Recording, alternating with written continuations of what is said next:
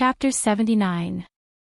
When Teacher Jean said this, everyone only had one expression: disbelief. Lu Fian, who had been worried about her monthly test results, was stunned. Wang Ruru, who had just been praised by the teacher for her good results, was also stunned. The whole class was so shocked that even their breathing stopped. The person who had been rumored to be particularly amazing, who had surpassed the group of abnormal straight-A students in the 5-school joint examination and obtained the highest scores in all 4 subjects, was actually Yun Jian, who had always been ranked at the bottom of the cohort. No, this was impossible, right? Was today really not April Fool's Day? Impossible. This is impossible. She got full marks in all 4 subjects. This is impossible. Wang Ruru shrieked, still clutching her 108 test paper. Then, Wang Ruru shouted with an even more exaggerated expression, during the examination, she clearly only did the papers for 10 minutes for each subject. How could her answers be all correct? There must be a mistake. Yes, there must be a mistake. She cheated. Teacher, she must have cheated. Wang Ruru's heart was filled with mixed feelings. She felt that what she had said and done to Yun Jian before was laughable, and it wandered around the tip of Wang Ruru's heart. However, Wang Ruru's nonsensical words had a different meaning in the ears of the other students. Yun Jian only did the papers for 10 minutes. Oh, they remembered. During the examination that day, Yun Jian had only done the papers for a while before lying down to sleep. But why did she actually get the highest scores in all 5 schools? Could it be that to Yun Jian, these papers that gave them endless headaches, she could get full marks just by casually doing them? You also said that I only did the papers for 10 minutes for each subject. How could I cheat? Copy from other students. Are their results as high as mine? Or copy from a book or a notebook? Is 10 minutes enough for me to copy the answers? Yun Jian was not someone who could sit still while others slandered her. She stood up and used her words to give Wang Ruru a cold blow. Teacher Jean coughed, obviously agreeing with Yun Jian's words. After all, as the form teacher of class 6 and a language teacher, she had at least a few decades of teaching experience. It was clear at a glance whether the students had cheated or written their own answers. Moreover, as Yun Jian said, she had cheated. How could she have cheated? Copied from others. There was no student in the class who could have such good results for her to copy. Even if she copied from the textbook, she would not be able to get full marks in all 4 subjects. To be honest, when Yun Jian's results came out, Teacher Jean was the most. How could a person's results change so much? She had become first place in the 5 schools joint examination. Alright, that's enough. The school has confirmed this and done a comparative analysis of student Yun Jian's test paper. It's confirmed that it's not plagiarism because student Yun Jian's math analysis, Chinese essay arguments, and English problem-solving ideas are all written in great detail. She could catch up with a college student or even a master's student. Teacher Jean took a deep breath and spoke in a tone that had yet to recover from the shock she felt when she first received the news. The moment Teacher Jean said that, all the students in the class gasped. Especially when they looked at Wang Ruru, their expressions changed. Chapter 80. A week passed quickly. Dong Wan had already settled the school transfer procedures for Yun Jian while Qin Yiru had already packed the things they were moving away. There were not many things that belonged to them, only a few sets of clothes to change into. They did not have the money to buy other things in the past. Yuni knew that they were moving this week as well. She had specially rushed home from school to help with the move, moving her clothes and some useful books. When she left, a few neighbors who were close to Qin Yiru came to send her off. Lu Fian and the rest of the basketball team were all there. Xiao Jian, you have to take good care of yourself. We agreed that we'll go to the same high school a year later. This is our promise. Lu Fian held back her urge to cry as she forced a smile and winked at Yunjian. "Amen, we will." Yunjian nodded and patted the back of Lu Fian's hand. This girl was the first person she had met who truly cared about her since her rebirth. Friend was a word that held a lot of meaning. Seriously. Leaving so suddenly. It's so rare for our basketball team to have a girl who's so good at basketball and you're leaving. Wu Kuei did not know how to send her off. As a man, he could not cry like a girl, so he could only express his feelings with words. Yunjian smiled at each other. After a few days of being together, she had also treated the basketball team as her friends. Let's meet again in Longmen City a year later. Yunjian left them with a solemn declaration, but it made everyone's blood boil. Sure. You have to be our guide then. Li Xiangyi chuckled from the side, scratching his head out of habit. Yunjian nodded with a smile, her pretty face drawing everyone's attention. Xiao Jian, Xiao Yi, we have to go now. The bus will be leaving soon. Get on quickly. Qin Yiru bade farewell to the neighbors and called out to Yunjian and Yunyi. They were finally leaving. They were leaving the place where they had lived for half their lives but grew increasingly disappointed. It was as if the heavy burden in their hearts had been lifted. After getting into the car drove off. Yunjian could still see Lu Fian chasing after the car and shouting goodbye until she could no longer see her figure. At this moment, Yunjian couldn't describe her feelings. However, she knew that she was destined to move forward. She was not a person who valued friendship and righteousness, but she was not a heartless person either. He would not stop his footsteps for anyone. When they arrived at the bus stop, Dong Ruan personally drove over to pick them up. Dong Ruan's family was very well off. They had both a car and a house. The only regret was that Dong Ruan's husband had passed away in an accident. He had died on the spot. She only left behind a son who was only 8 years old. Therefore, she usually lived in her own villa. Other than being alone with her son, she was always very lonely. Now that Qin Yiru's family could move in, she was really happy. The villa was very big, and there were many rooms that could be lived in. Dong Ruan arranged 2 rooms for each of Yunjian, Yunyi, and Qin Yiru, 1 bedroom and 1 study. The villa was still very empty. Qin Yiru did not need a study, so of course, she did not ask for one. After settling down, Qin Yiru planned to go out and look for a job. After all, this was someone else's house. It was not comfortable to live here. After saving enough money, she would eventually have to move out. When Dong Ruan heard that Qin Yiru wanted to look for a job, she initially tried to stop her. After all, Qin Yiru's hand injury had just recovered. However, she could not persuade Qin Yiru, so she found a very easy job for her. Moreover, the monthly salary was quite high. At least, it was much higher than when she worked in the textile factory. At this moment, after Yunjian settled down, she could see Ce almost every day. However, there was nothing to talk about. Chapter 81. What Yunjian did not know was that before Yuan Jun, who stayed in Xinjiang town, could play his dirty tricks on her, Yunjian had already transferred to another school. Reality proved that when Yuan Jun heard that Yunjian had transferred to another school without a word, he was so angry that he almost vomited blood. He watched as his meticulously planned plan went down the drain. Of course, this was a story for another time. At this moment, Yunjian was carrying her daily necessities. She did not have much and was walking toward her new school with relaxed and happy steps. Looking up at the entrance of No. 1 High School, a red plaque was erected above the school gate, Dragon Gate No. 1 High School. Dragon Gate No. 1 High School was the school's full name that people often talked about.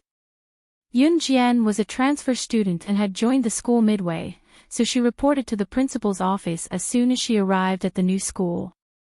Principal Zhang was a middle-aged man with a square face. He sat upright and still, looking like a solemn and strict teacher. Since Yun Jian was introduced by Dong Wan and Dong Wan was a high-ranking official in the city's education bureau, Principal Zhang's attitude toward Yun Jian carried a hint of flattery. He even arranged Yun Jian to be in the best class in Year 3. Year 3 Class A. Every grade here was divided into classes by alphabets. For example, Class A, B, C, D. Of course, the students who were able to enter number 1 middle school were either from wealthy families or had excellent academic results. The students in Class A of each grade were either the most well-off or the most outstanding in this group. Due to Dong Ruan's background, Yun Jian was directly arranged to be in Class A. The homeroom teacher of Year 3 Class A was a female teacher who had just graduated from university. She looked very young, probably in her 20s, and her surname was Yu. To be able to get this position right after graduation, her family must be wealthy as well. Teacher Yu brought Yun Jian to the dormitory and packed her daily necessities before bringing Yun Jian to Class A. Longmen number 1 middle school had a rule that all students who studied here had to stay on campus from Monday to Friday, even if they were from wealthy families. Yun Jian knew about it early on, so she brought her daily necessities. Fortunately, there weren't many things, so she packed them up quickly. In the classroom of Grade 3 Class A, during the break, the students in the classroom were all grinning and having fun. Teacher Yu led Yun Jian into the classroom and gestured for the whole class to quiet down. This is a new transfer student. I hope that everyone can get along well in the future. Next, let's invite the new student to introduce himself. Teacher Yu said. When Ms. Yu said this, all the students in the class stared at Yun Jian. Yun Jian was not bad-looking. She had big eyes, long and thin brows, and the long and narrow eyelashes beneath her eyes fluttering. She was small yet adorable. It was just that her tattered old clothes that were so worn that they had faded from being washed, spoiling the scene. A girl looked at Yun Jian's appearance with jealousy and rolled her eyes. Pfft, she's most likely someone who came from a poor village. I don't know how someone like her got into our Class A. Most of the students here said whatever they wanted without any hesitation. Because of their family background, even the teachers could only turn a blind eye and pretend that they didn't hear anything. Yun Jian naturally heard it, but she pretended not to hear it. She simply introduced herself. I'm Yun Jian. That's it. What about self-introduction? That's it. The students sitting below were all stunned. Yun Jian. Why did this name sound so familiar? Chapter 82. Most of the students in Class A didn't pay much attention to the exam results. Most of the students in Class A were from wealthy families, but the teachers assigned to them were the best in the entire cohort. This also fully showed that in this world, only those with money and power were kings. However, there were also some top students in Class A who had the best grades in the city, but didn't come from wealthy families. After that student's shout, coupled with Yun Jian's current attire, the entire class immediately categorized Yun Jian as someone who didn't come from a wealthy family but had excellent grades. If the international tycoons and world-class old fellows that Yun Jian knew in her previous life heard these thoughts, they would probably roll on the floor laughing. What a joke. Yun Jian didn't have money. No power. Pfft, who are you kidding? If she didn't have money, how could she have monopolized the entire business world? If she didn't have power, how could she have done whatever she wanted in the black market? After the entire class was in an uproar, Teacher Yu calmly pointed to a seat near the trash can at the back of the classroom and said to Yun Jian, "You can sit there for now. In a few days, the classroom will rearrange the seats and you will be moved to the front." Teacher, you didn't mean to ridicule Yunjian on purpose, but the classroom was already full and there was only one empty seat.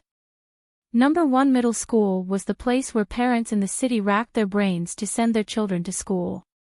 If it weren't for Dong Wan, the seat beside the trash can would have been taken away long ago. Okay. Yun Jian nodded and walked down from the podium to the seat Teacher Yu pointed out. There were many rich kids in Class A, so there were many fun people. When Yun Jian walked through the aisle and headed to the back of the classroom, she saw a boy covering his mouth and laughing as if he was up to something. His scheme was written all over his face. Yun Jian pretended not to see it and continued walking to the back of the classroom. When she went to the back and was near the seat of the boy who was smirking just now, he suddenly extended a leg, wanting to hook Yun Jian with it to tease the new student. Many of the students in the class were laughing in their hearts, as if they were already accustomed to this boy's trick of entertaining new students. In everyone's imagination, when Yun Jian walked over, she was suddenly tripped by the boy and fell directly to the ground with a bang, causing the whole class to burst into laughter. However, that was not the case. The boy suddenly stretched out a leg. Under the expectant gaze of the students, Yun Jian smiled. She lifted her leg and was about to walk over, but suddenly stopped in midair. The boy had already stretched out his leg and placed it in the middle of the aisle. At this moment, Yun Jian paused her leg in the air and suddenly stomped down. Ah! Looking again, the boy's leg was actually stepped on by Yun Jian. He cried out in pain, "Ah, it hurts, it hurts." Yun Jian stomped hard. She paused for a moment and then raised her leg. Her eyes were bright, but she was looking ahead. In other words, she had accurately stepped on the boy's leg based on her intuition. When the students in the class saw this scene, they were all dumbfounded. Every time a new student came to the class, as long as they were students who did not come from rich families but were exceptionally good in their studies, they would be bullied. Just like what the boy did just now. However, no one had ever been able to avoid it. When Yun Jian walked over just now, it was as if she did not know about this at all. How did the next moment, the person who was being stepped on become this boy? Chapter 83. The boy was not angry at being stepped on. Instead, he chuckled and rubbed his retracted foot, teasing Yun Jian right in front of Miss Yu. "Hey! New student, you're pretty good. Let's be friends. I'm Zhang Xiaofeng, what about you?" Although Yun Jian had introduced herself in front of the class, no one would remember the new student's name on purpose. Yun Jian ignored him and walked past Zhang Xiaofeng to her designated seat.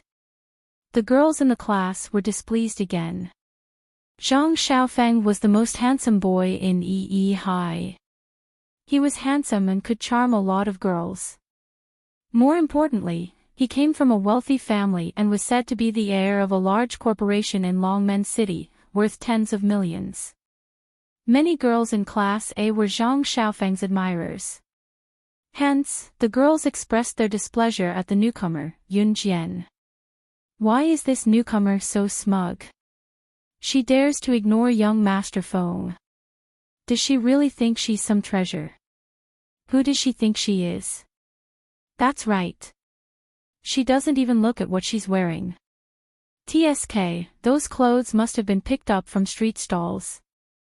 She's still wearing them.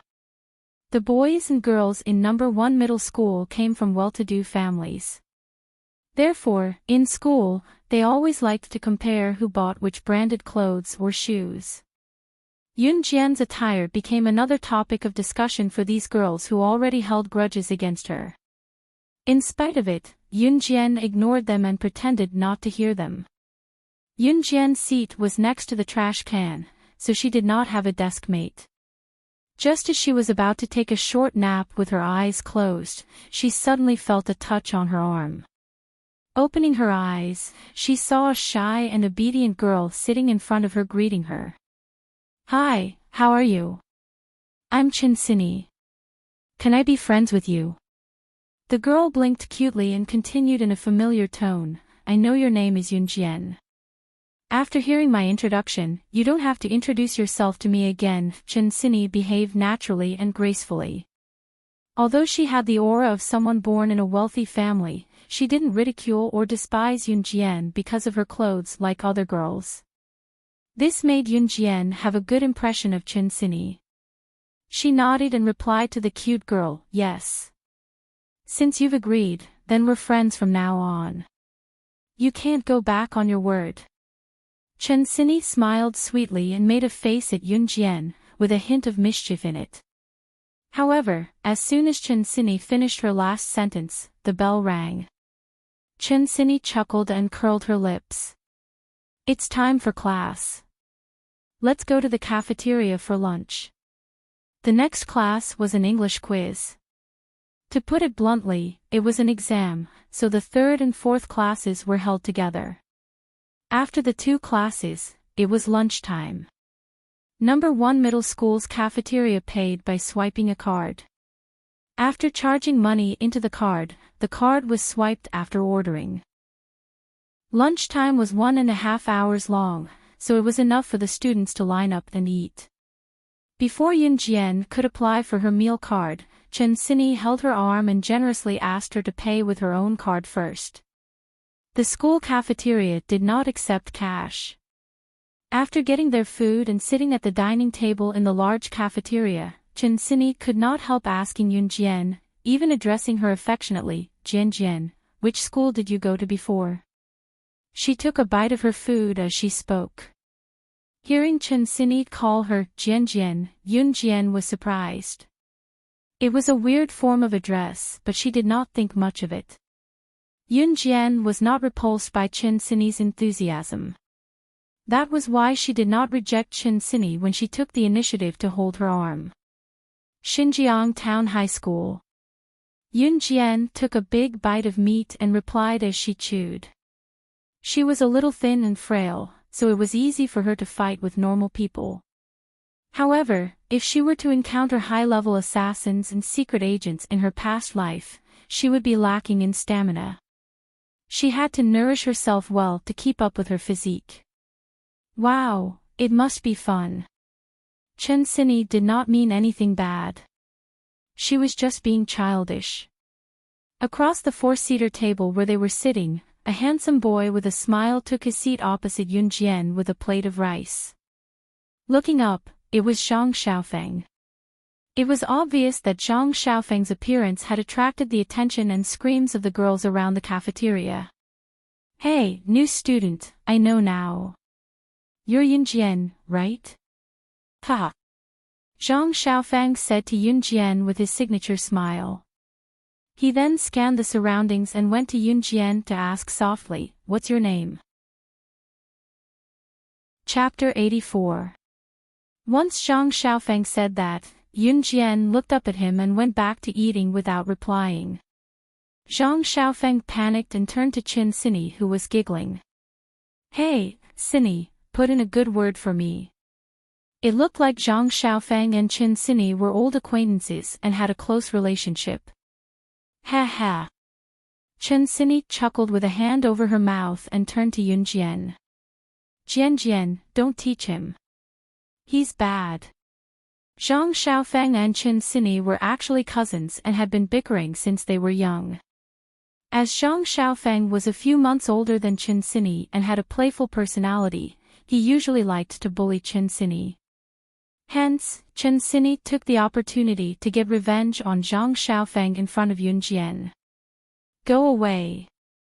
Zhang Xiaofeng waved his fist at Chen Xinyi when he heard what she said to Yunjian before looking at Yunjian. Yunjian, I don't care. I'll take it that you've accepted me as your disciple if you don't say anything. Yunjian grinned and moved the chopsticks in her hand, uttering faintly, let's eat. Zhang Xiaofeng and Chen Xinyi were speechless. A week passed by quickly. It was more relaxing in school this week, at least they did not run into any trouble. Even if there were, they had Chen Xinyi and Zhang Xiaofeng to protect them. These few days, Zhang Xiaofeng had been chasing after Yunjian and calling her master, non-stop, surprising a lot of people. Yunjian was exasperated. It was Friday soon. Yunjian packed the things she wanted to bring home for the weekend. There was not much, so she put everything in her bag and left the dorm for the school gate. There was a direct bus from Human High School to her family's villa. Yunjian went to the bus stop after she exited the school gate. There was a lot of traffic in front of the school gate. There were not many cars in this era, so most of the students took the bus. Just as Yunjian followed the crowd to take the bus, a black limited edition Lamborghini sped over and drifted to a stop at the empty space in front of the school gate. Yunjian squinted and saw the breathtakingly handsome CE sitting in the Lamborghini from afar. Why was he here?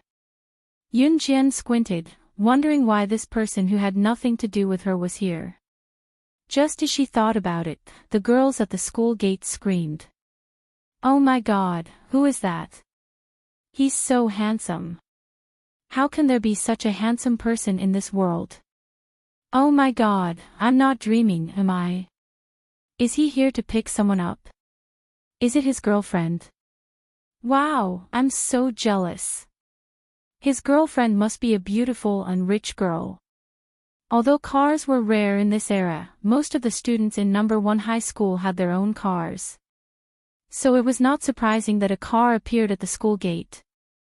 However, this Lamborghini was a limited edition sports car and there were only a few of them in the world.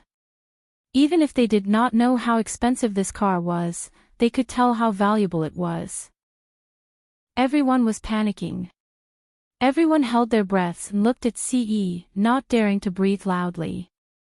CE turned his chiseled face and stared at Yunjian with his deep eyes.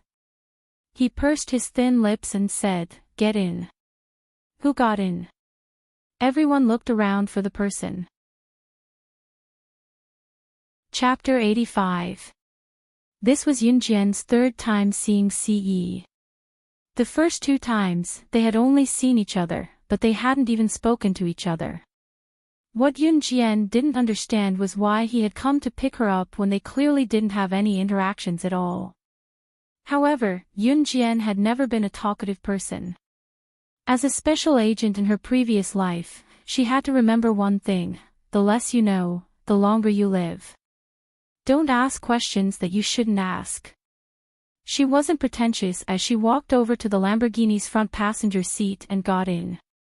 This kind of super sports car could only seat 2 people and didn't have a back seat. Just as Yunjian got into the car and closed the door, the Lamborghini's accelerator was suddenly stepped on. The entire car was like a flying arrow as it whizzed across the road like a gust of wind and disappeared from everyone's sight. The surrounding group of people was instantly dumbfounded. Although they had cars at home, they had never seen a car that could be driven at such a fast speed. The car just now wasn't driven at such a speed, it was as if it was running at full speed. That speed was really like a gust of wind. The surrounding group of people watched as the sports car left in a flashy manner. The handsome man driving the sports car left with Yunjian, and they all revealed looks of disappointment. It was also at this moment that a good-looking girl pointed in the direction Yunjian had left in and raised her eyebrows at her friend beside her. She spoke loudly as if she was afraid that the surrounding group of people couldn't hear her loud voice. "Isn't that girl just now a new classmate from our class? I heard that she transferred in from an ordinary school in the town." As soon as the girl said that, some of the surrounding students turned their attention to the girl. The feeling of being the center of attention made the girl feel very comfortable as she continued to speak her long-winded speech. It was as if she was the one sitting in the Lamborghini sports car. In fact, this girl had appeared before. When Yunjian had just entered the classroom, she had taken the lead to scold Yunjian in front of the teacher. She had said that Yunjian was obviously from a poor village. She even mocked Yunjian without hesitation. How did someone like her get into Class A? This girl's name was Lu Rongrong. At this moment, Lu Rongrong seemed to know everything about Yunjian. In front of all the teachers and students at the school gate, she began to boast about her. At this moment, inside the Lamborghini. It was the middle of October, and the cold wind had just started blowing. The weather was slightly colder. Especially since it had been drizzling for the past few days, the change in the weather was even more obvious. The heater was turned on in the sports car, so it was warm. Unlike the coolness outside, it was much more comfortable. Not long after the car left the school gate, Ce said, "My aunt asked me to pick you up from school." Does this mean that it was Dong Ruan's idea to pick me up from school and not his own? Yunjian nodded and answered without batting an eyelid. Yunjian sat in the car. She was only wearing a short-sleeved shirt. The warm air from the heater in the car raised her temperature. Ce's driving skills were very good. He stepped on the accelerator tightly and sped wildly on the bustling street without hitting anyone. Yunjian's driving skills in her previous life were among the best in the world. Ce's driving skills seemed to be on par with hers. However, if they were to really compare, perhaps there would be a different situation. Chapter 86. Speeding all the way home, Yunjian did not look scared at all. There was not even a flicker in her gaze. A normal girl would have shrieked at the speed of the car. Ce narrowed his eyes. This girl was different from the rest since their first meeting. When they arrived at the villa, Yunjian went straight to her bedroom. At this hour, both Dong Yuan, who was a high-ranking official, and Qin Yiru, who had gone out to work, were still at work. Therefore, there was only Yunjian and Ce, who was in the room not far from hers, left in the villa. The atmosphere was strange. Yunjian was already in her bedroom. She turned on her laptop and logged into the secret web page. Beep, beep, beep. After 3 beeps, a message popped up. It was a private message sent by Snake Lizard not long ago. It was short and simple. "I'm here." She had arrived in Longmen City. Yunjian pursed her lips slightly as she typed, "Wait for me, I'm coming over now," on the keyboard. She then closed the web page and closed her laptop, changing her outfit and heading out. Just as she stepped out, she saw Ce, who was in the room next door, opening his door and coming out of his room. Yunjian's eyes darted around as she went over and extended her hand without hesitation. "Lend me your Lamborghini." Ce raised his eyebrows and glanced at Yunjian suspiciously. "You know how to drive?" He had checked the girl's background. She was born in an ordinary family and was still an underage girl. However, the truth was not as simple as it seemed. "Yes," Yunjian answered with a wave of her hand. Ce was not stingy as he tossed the car keys to Yunjian. The Lamborghini was a global limited edition supercar that he had personally modified. He would not lend it to anyone easily. He had never let anyone drive the car since it was in his hands. Yunjian was the first person other than himself to have done so. He didn't even know why he lent his car to her. At this moment, Yunjian had already sat in the front seat of the Lamborghini and started the engine. She stepped on the accelerator, and the car roared like thunder. She tested the car's performance. The car's performance was very high. Compared to her favorite car in her previous life, the Ferrari, it was not inferior at all. Boom, boom, boom. With a final roar, Yunjian stepped on the accelerator and released the clutch. The Lamborghini rushed out like a bolt of lightning. Golden Glitter Hotel. Yunjian slammed on the brakes. The Lamborghini drifted at the entrance of the Golden Glitter Hotel and stopped steadily. The Glitter Hotel was a 5-star hotel in Longmen City. There was food and accommodation. More importantly, the hotel's interior decoration was classy, one of the best in Longmen City. Of course, in comparison, the consumption was one level higher. Even some of Longmen City's high-ranking officials, such as the mayor and secretary, would choose this hotel as the venue for important meetings. Yun Jian got out of the Lamborghini and stepped into the hotel through the entrance with narrowed eyes. Just as she stepped in, Yun Jian saw a woman sitting in a corner on the first floor. From the back, this woman looked very ordinary. She even wore a hat on her head. However, from the side of her face, she was extremely exquisite. The woman was only in her 20s. Opposite the woman sat a middle-aged man in his 40s. Both of them were talking about something. Yun Jian walked over with narrowed eyes. Chapter 87. Snake. Lizard was good at hiding her identity. She could blend into every corner without being noticed. Therefore, Yun Jian searched around the corners the moment she entered the hotel and found Snake. Lizard. Snake. Lizard was talking to the middle-aged man sitting opposite her. She stopped talking and looked at Yun Jian as soon as she sensed someone approaching. She could not help frowning when she saw Yun Jian slowly making her way over with both hands in her pockets. Who was this girl? Yun Jian looked nothing like how she did in her past life. Even her height and body shape were different. She was tall and seductive in her past life, but she was petite and cute now. It was no wonder that Snake. Lizard did not recognize her. She became alert when she saw Yun Jian walking toward them. What's wrong? The middle-aged man did not notice Yun Jian walking toward them. He found it strange that Snake. Lizard stopped talking. Just as the middle-aged man finished his question, Yun Jian was already in front of them. The middle-aged man was stunned. When he saw Yun Jian clearly, he thought that she was a little girl who was here to cause trouble. He waved at Yun Jian. Little girl, go over there if you want to play. Uncle and sister have something important to discuss. The middle-aged man pointed at the door as he spoke, obviously thinking that Yun Jian had gone to the wrong place.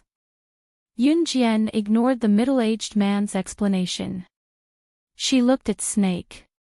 Lizard with her clear eyes and pursed her lips slightly. She spoke in German using a code that only Snake. Lizard and her knew when she was slaying God in her past life. Slaying is not a god, Snake. Lizard is not a lizard. Professional assassins like them were proficient in foreign languages. They had come into contact with languages from big countries to small villages. This code word was set by her and Snake. Lizard back then, and when saying this code word, it had to be said in German, or it would be ineffective. What's that? Little girl, what are you talking about? The middle-aged man did not understand German at all and had no idea what Yun Jian was doing. Just as he was about to drive Yun Jian away, he saw Snake. Lizard suddenly stand up. Because of the shock, the corner of her clothes accidentally brushed the teacup on the table. Fortunately, Snake. Lizard was quick, and she immediately caught the teacup. You. The snake lizard moved its lips. However, Yun Jian put her index finger to her lips and made a shuv expression. Even this action was exactly the same as slaying gods. Snake. Lizard forcibly suppressed the shock in its heart. In fact, in the eyes of Snake. Lizard and the others, Yun Jian had already disappeared. Because they only found Yun Jian's beloved car, the Ferrari sports car, but she was missing. Yun Jian never left this sports car. Even when she was out on a mission, she would drive it everywhere. The car was still there and the people were still there. But now, the car was here, and there was no news of the person. That meant, but not long ago, Yun Jian took the initiative to contact her. Snake. Lizard was particularly surprised at that time, but at the same time, she was relieved that Yun Jian was fine. Of course, who was slaying God? The #1 special agent. How could something have happened to her? However, until Yun Jian said the code and did the action, the questions in her heart seemed to have been answered. I'll settle your matter in a few days. You can leave now, Snake. Lizard looked at Yun Jian and said to the middle-aged man. The middle-aged man was stunned and dumbfounded. What was going on? This little girl who came out of nowhere was spouting nonsense. He did not know what she meant, but Snake. Lizard was asking him to leave now. However, the middle-aged man dared not provoke Snake. Lizard, so he could only turn around and leave. Chapter 88. You're slaying God. There were only the two of them in the hotel room. Snake. Lizard frowned in disbelief as she looked at Yun Jian, who was sitting on the bench and smiling. No matter how she looked at her, the girl before her had thin arms and legs. She was beautiful and exquisite, but compared to the slaying god of the past, the difference was huge. Whether it was her appearance or her height. There were no outsiders now. Yun Jian nodded at Snake. Lizard and smirked. Who else could it be other than me? That was right. Other than slaying God, who else could exude such an aura that made her submit? Apart from her, who else would know the secret code between them? How did you become like this? Snake. Lizard breathed a sigh of relief. After confirming that Yun Jian was slaying God again, she asked in confusion and shock. Who wouldn't be shocked to be reborn into another person's body? That was why Yun Jian hid the truth from the people around her after her rebirth. Even if she told them, no one would believe her. Instead, they would think that she had gone mad. However, it was different for Snake. Lizard. Yun Jian knew Snake. Lizard and her weakness, so she told Snake. Lizard without fear. At the same time, there was no doubt that Snake. Lizard was the person she trusted the most when she was slaying God's agent. It's a long story. I touched the box that day and I was already like this when I woke up. Yun Jian shrugged and smiled helplessly. The sandalwood box. Snake. Lizard licked her lips and asked. Yun Jian nodded. Snake. Lizard was the only person who knew about her rescue of her brother who was kidnapped in her past life. It's a foregone conclusion. We can't change it, but I'm very satisfied with my current situation.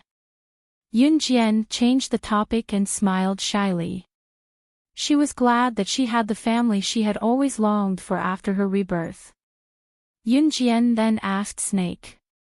Lizard to update her on the Kosha mercenaries' recent situation. Snake. Lizard's eyes narrowed and her tone was grave. Those old guys can't sit still anymore. Oh. Yun Jian raised her eyebrows and chuckled. This group of old men referred to some of the senior members of the Kosha mercenaries. They were also the subordinates of the previous boss of the Kosha mercenaries. In her previous life, Yun Jian was only 16 years old. She was very young, but after her rebirth, she became 15 years younger. In her previous life, when she was 14 years old, she had killed the previous boss of the Kosha mercenaries. Then, she brought her own group of people to infiltrate the Kosha mercenaries and took over their power. It had only been 2 years since then. However, a mercenary group couldn't be supported by just a few people. Because she had killed the previous boss of the Kosha mercenaries, that group of old men had been waiting patiently for an opportunity to take her down and destroy her. Of course, Yun Jian wouldn't let them succeed. She could even easily destroy that group of old men. However, the time was not right yet. The group of old men had a strong backing. If they were eliminated at once, the Kosha mercenaries' capability would be greatly reduced.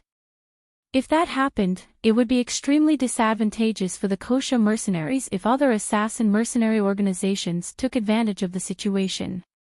What she wanted to do was to replace all the old members of the Kosha mercenaries with her own people and make them fall into hell step by step. Stay in Longmen City for now. Don't go back to the organization. Remember to tell Tiger Leopard to keep an eye on those old men. Report to me immediately if they do anything. Yun Jian's lips curled into a half-smile that was eerily charming. Okay. Snake. Lizard nodded. She had never rejected Yun Jian's orders. Tiger. Leopard was the person who picked up Yun Jian's call when she was in Xinjiang town. Both Snake, Lizard and Tiger. Leopard were absolutely obedient to Yun Jian. It was because Snake, Lizard and Tiger, Leopard were saved by Yun Jian. Without Yun Jian, they would not be where they were today. It was almost dusk when Yun Jian and Snake, Lizard came down from the private room of the hotel. Yun Jian walked in front while Snake, Lizard followed behind. Both of them were walking down the spiral staircase of the hotel. A group of rowdy people came in from the entrance. Judging by their attire, they were students. Yun Jian, however, saw someone she was extremely familiar with in the crowd. Brother Yun Yi. Why was he here? Yun Jian was stunned. Yun Yi and the rest did not see her, but she happened to see Yun Yi looking awkward. The boy standing beside Yun Yi was not Su Haokol but a fashionably dressed boy. The boy suggested casually, "It's Su Haokol's birthday dinner today. We can't possibly come here empty-handed, can we? How about this, each of us will give Su Haokol a 100 yuan red packet. Does anyone have any objections?" The group had no objections, but Yun Yi, who was standing among them, stood out like a crane among a flock of chickens. 100 yuan was not a small amount to him. Therefore, Yun Yi was quite embarrassed. The boy seemed to have disliked Yun Yi for a long time. He suddenly turned to look at Yun Yi and said with a chuckle, "Yun Yi, you don't have to pay. Your family background is poor and we all know you can't afford it. Anyway, you and Haoshe are good friends. He won't mind." Chapter 89. Yun Yi was handsome. He was the tallest and most handsome person in the group. However, it also attracted the jealousy of the other boys in the class. Most of the girls in the class were looking at Yun Yi. All of them blushed and did not even look at the other boys. The boy just now was the one in Yun Yi's class who disliked him the most. His name was Wu Kuang. Wu Kuang was not very good-looking. Although he was quite tall, he was a little fat. His face was covered with acne. Because his family was rich, it was inevitable that he felt that he was better than others. He was arrogant and domineering. Most of the students in Yun Yi's class were from the city. Their families were quite rich. The whole class was invited to Su Haokol's birthday party. Of course, there were also many students who did not attend the party. Yun Yi and Su Haokol were close friends. Of course, it was impossible for him not to give face and not attend. Wu Kuang took advantage of this. In addition, most of the students who came to the party today were from rich families. He came up with this idea to embarrass Yun Yi. Yun Yi was really embarrassed by Wu Kuang's words. After all, it was his good friend's birthday party. Although Su Haokol had told him not to send any gifts and that it was fine as long as he came, the thought was the most important. However, he saw that all the classmates who came with him had given red packets. On the other hand, he, who was the closest to Su Haokol, did not pay a single cent and came to eat and drink for free. What did it look like? However, Yun Yi really did not have any money. At most, he only had a few yuan. He had saved it for a few months. After all, his family situation was also there. Now, he was even living in someone else's house. How could he have spare money?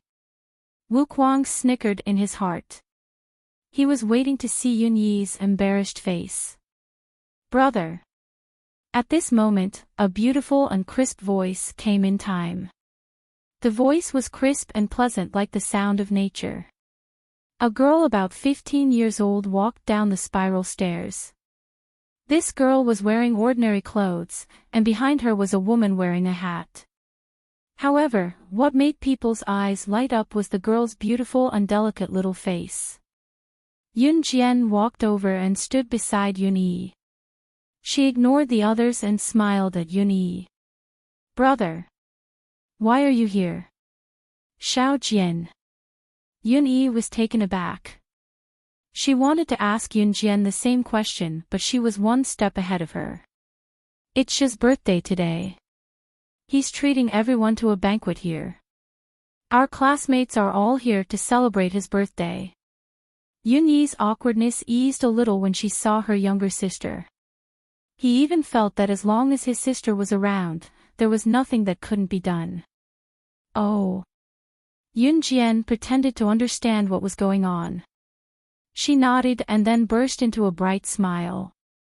Then you shouldn't mind if I bring my friends along for a free meal, right?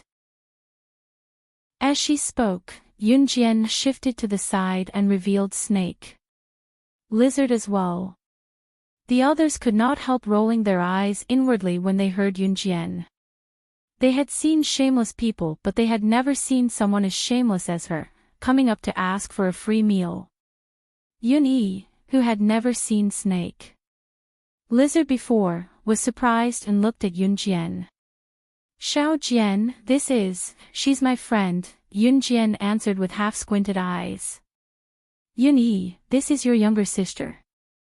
Wu Yin looked at Yun Yi with gritted teeth when she saw that her scheme did not work and was interrupted by Yun Jian.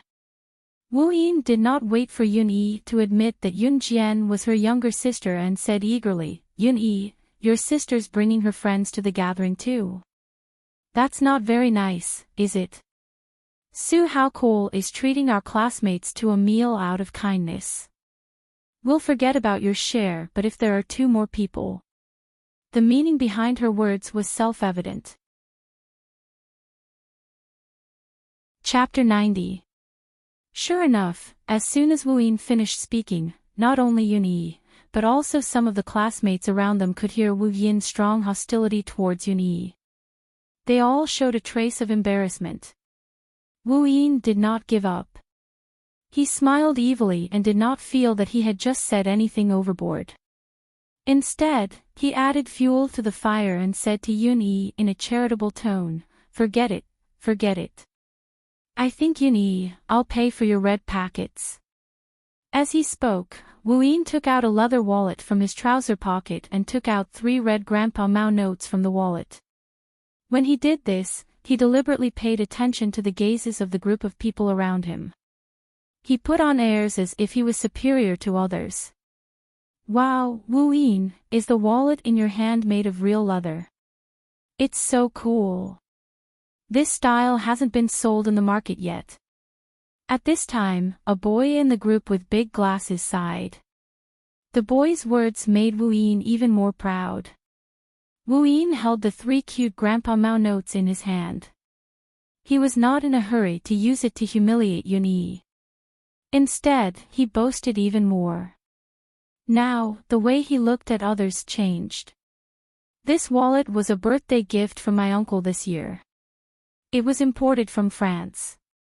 As he said this, Wu Yin raised his head proudly and showed off. As he spoke, Wu Yin turned to look at Yun Yi.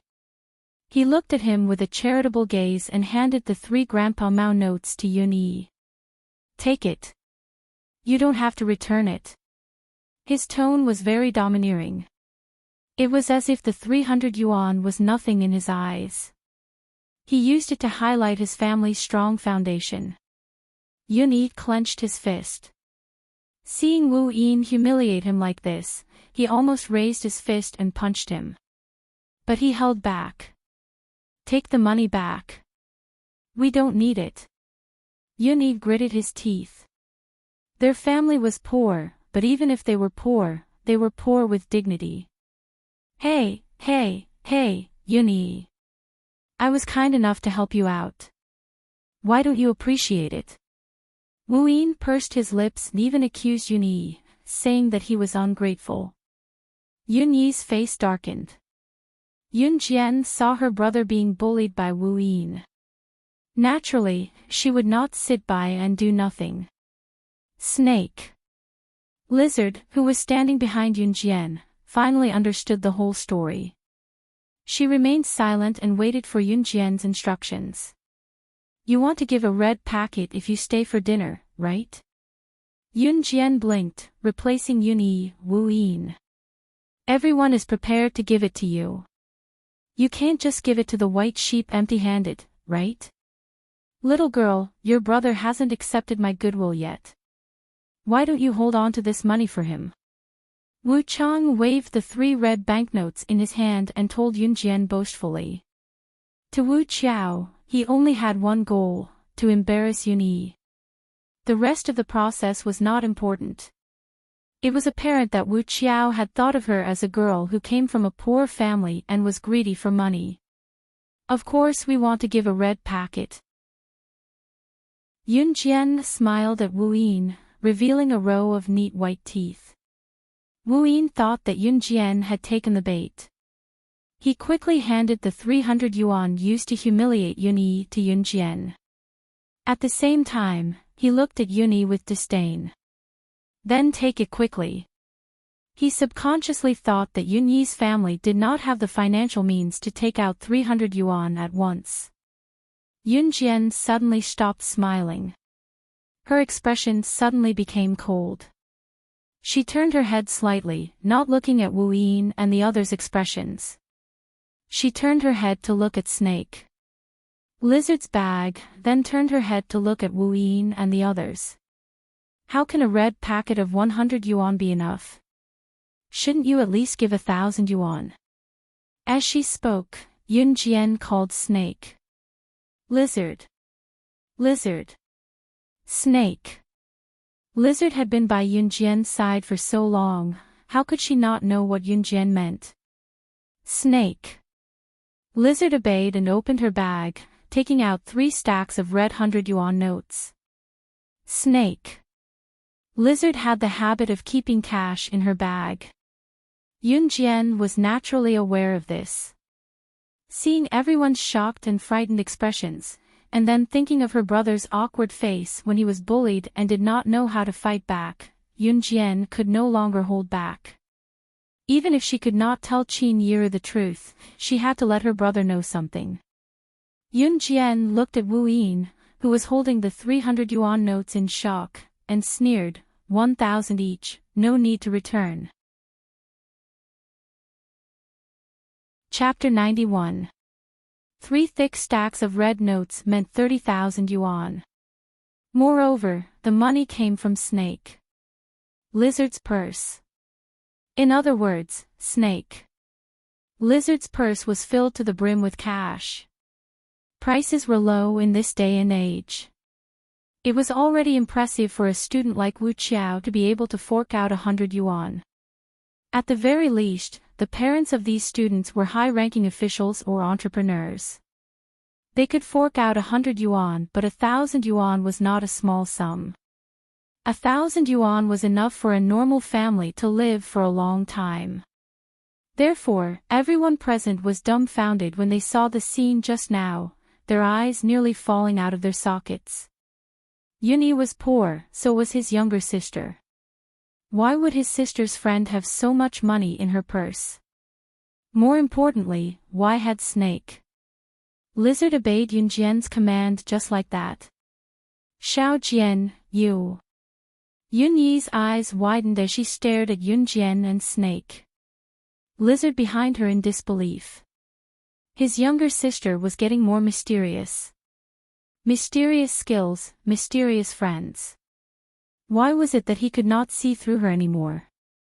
They were siblings who grew up together, but Yunyi froze on the spot as if it was his first time meeting Yun Jian. Yun Jian cast a reassuring look at Yun Yi without explaining anything. Wu Qiao, on the other hand, felt like running away. His palms were sweating as he gripped the 3 notes in his hand that he thought he could humiliate Yun Yi. Looking at the 3 stacks of cash in Snake Lizard's hand, he felt defeated. Now that he thought about it, how ridiculous was his action just now. It was then that a male voice that eased the awkward atmosphere rang. Everyone's here already. Come upstairs quickly, we're waiting for you guys. As the voice faded, Su Haokol, who was dressed in a flashy suit, came down the spiral staircase. His tall and muscular physique was as handsome as Yun Yi's.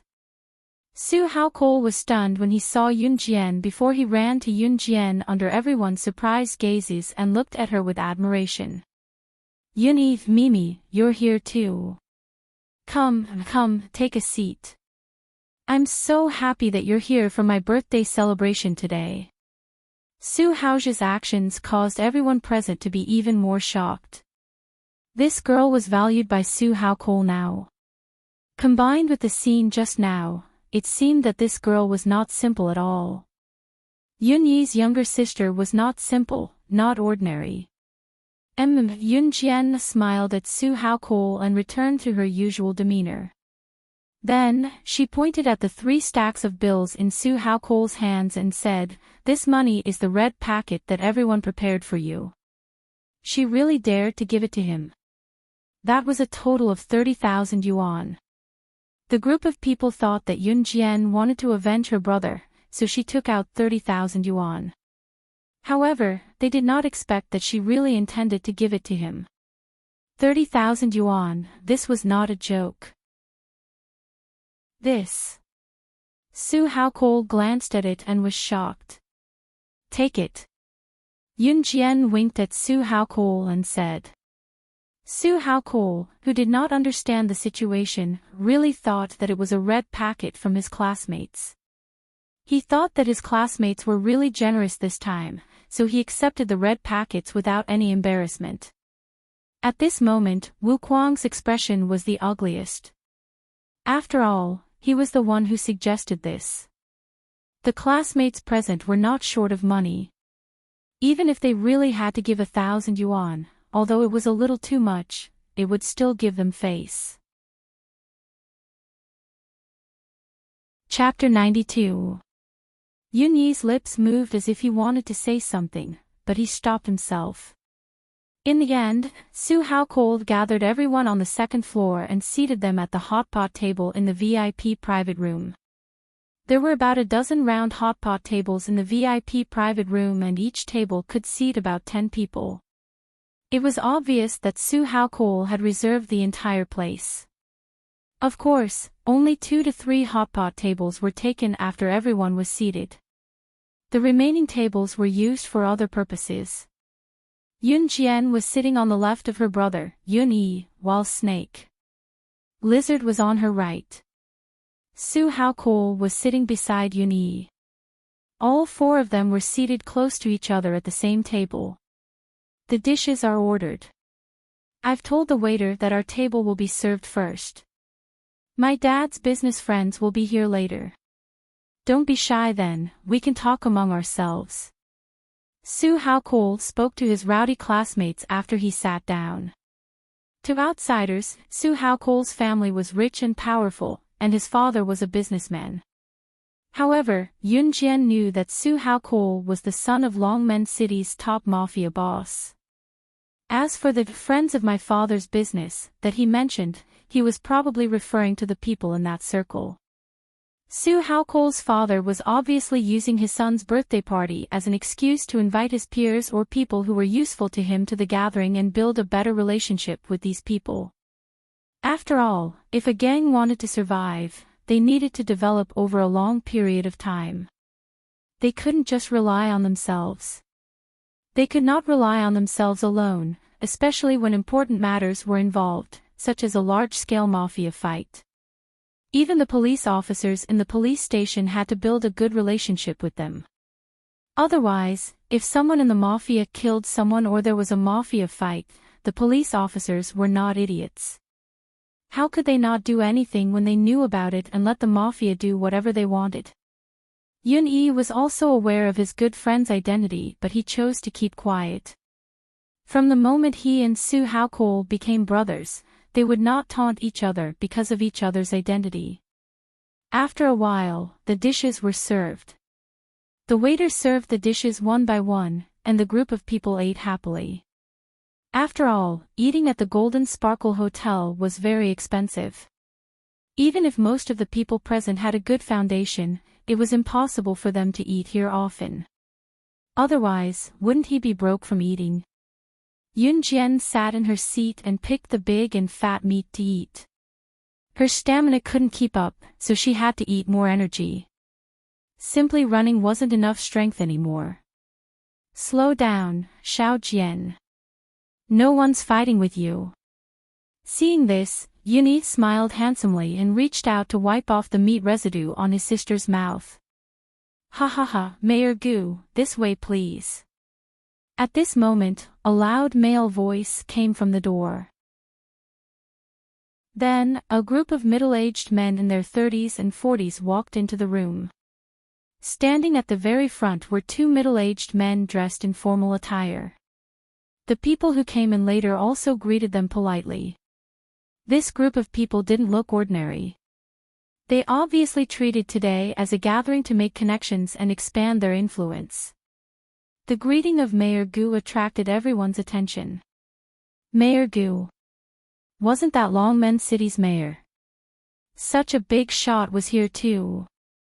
Looking at the people who came in later, each of them had an imposing aura and looked like people who were destined for great things. Yun Jian narrowed her eyes and turned to look at Snake. Lizard. Snake. Lizard's lips were pressed together when she saw the first middle-aged man who came in. The middle-aged man was none other than the man who was talking to Snake. Lizard when Yun Jian found her downstairs. What was more amazing was that Su Haokol went to the middle-aged man and called out, "Dad." The middle-aged man was Su Haokol's father, the boss of Longmen City's top mafia group, Su Zetian. Chapter 93. The man standing next to Su Zetian was Mayor Gu. Mayor Gu was the mayor of Longmen City. His official position was one of the highest in the entire city, and his political status in Longmen City was extraordinary as well. As a mafia boss, it was not surprising that Su Zetian had dealings with people from the government. Yun Jian narrowed his eyes as he watched Su Zetian and the others coming in. Su Zetian did not see Snake, Lizard and Yun Jian at all. He was smiling and nodding at his son, Su Haokol, before following Mayor Gu into the private room to sit at an empty hotpot table. The others followed suit and sat at the empty seats around them. These people were high-ranking officials, triads, or business tycoons. Their social status was not low. They knew how to blend into the environment quickly and find companions who could benefit them, building a closer relationship and seeking cooperation that was mutually beneficial. This was the purpose of their gathering. They were not really here to celebrate Su Zetian's son, Su Haokol's birthday. Su Haokol was more or less disappointed that his father did not even wish him a happy birthday. Even his birthday party was a pretense to expand his influence. It was the same every year, but when he was filled with anticipation and was disappointed again and again, it was like a beloved toy being cruelly smashed in front of him and he was helpless to do anything about it. Su Haokol could only bury his emotions deep down to prevent others from noticing his predicament. Happy birthday.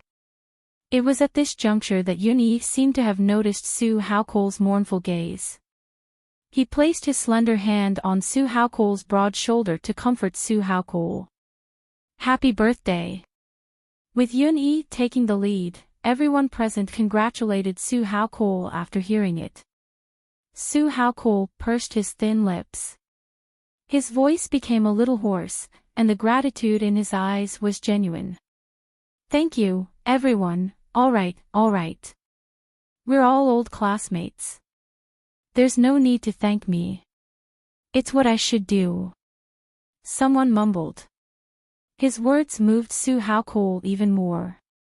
Yun Jian also followed the trend and shouted "Happy Birthday" to Su Haokol. However, her attention was actually focused on Su Zetian. Snake. Lizard had explained Su Zetian's identity to her, including why Snake. Lizard had met Su Zetian. Yun Jian did not expect Su Zetian to be a member of the Kosha mercenaries. However, Su Zetian's influence in the Kosha mercenaries was very small. Just like the members of the Kosha mercenaries were scattered all over the world, there were at least a few 100,000 of them. Furthermore, this group of people was divided into different groups. For example, the intelligence team, the assassination team, the investigation team, and so on. Su Zetian was merely a small force of the Kosha mercenaries in Longmen City. As the boss of the Kosha mercenaries in her past life, Yun Jian had left everything to Tiger.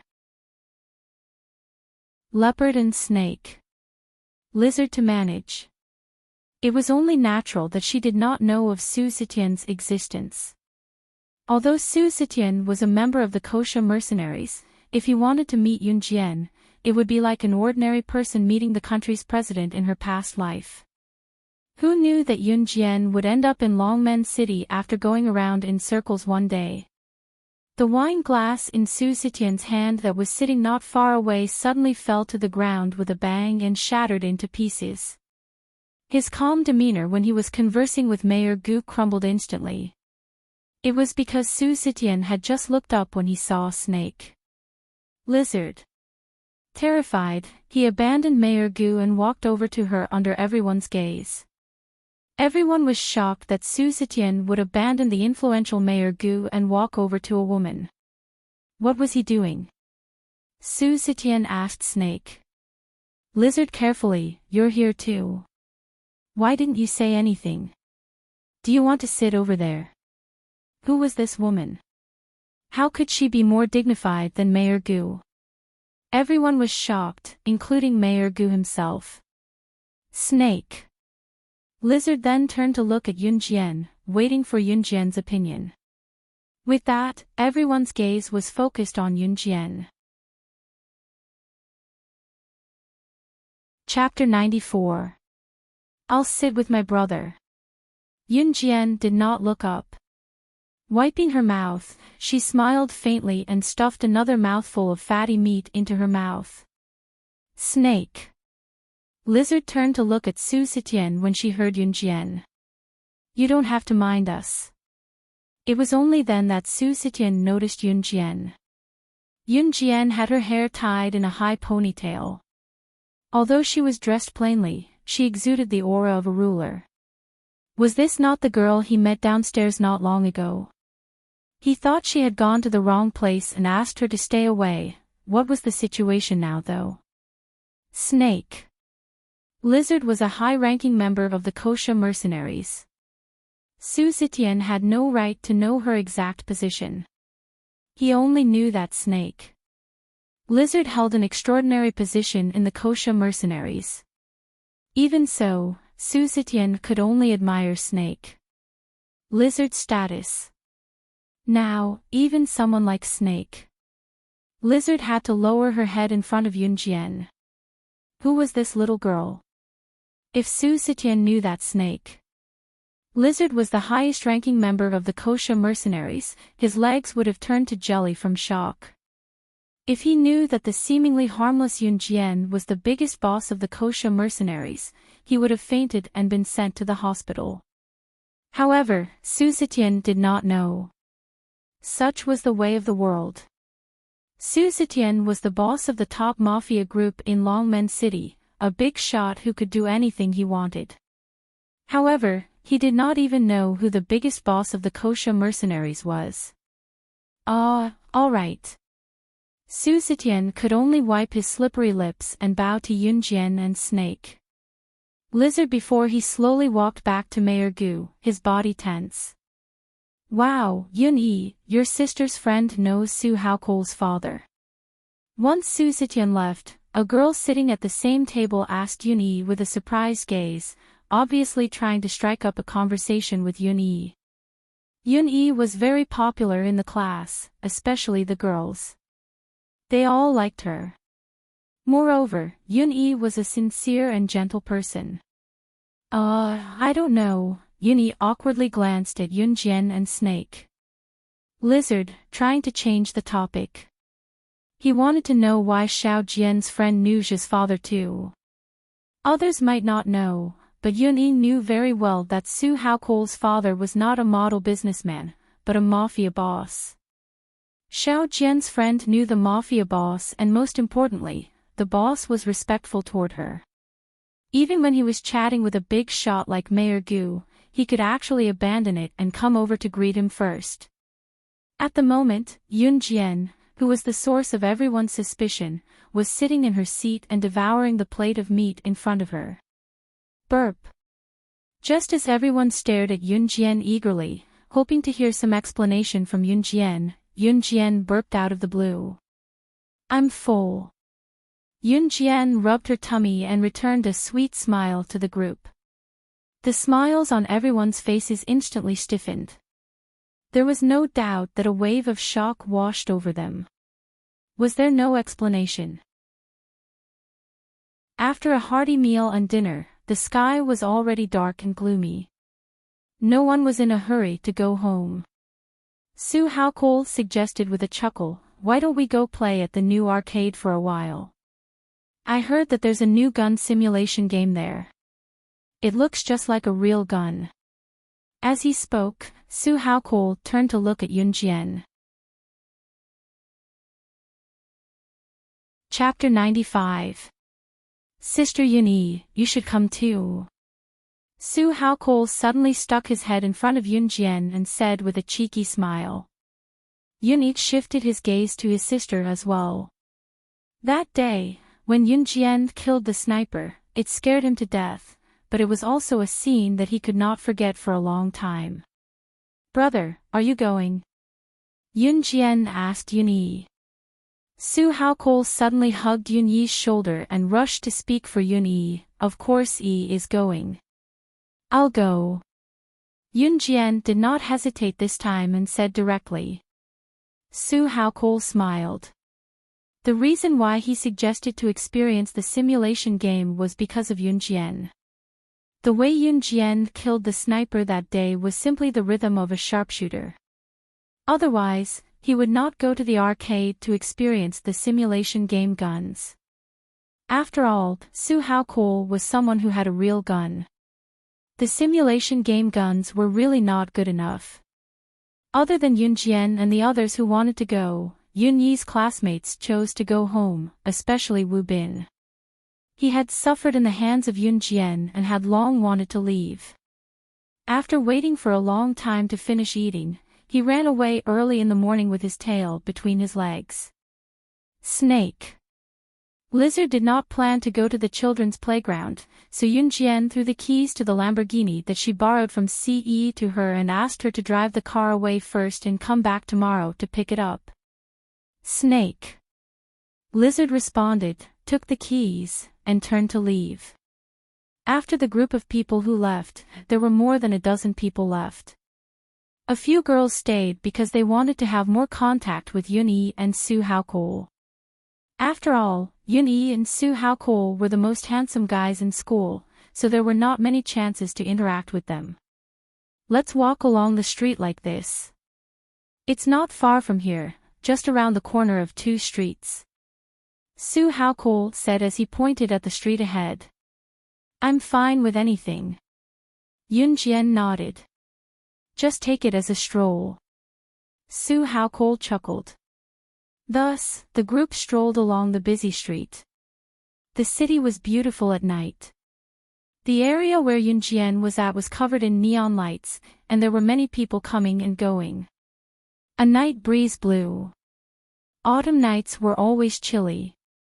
Yun Jian was wearing a short-sleeved shirt at the moment, so the cool breeze felt a little chilly as it blew through her skin.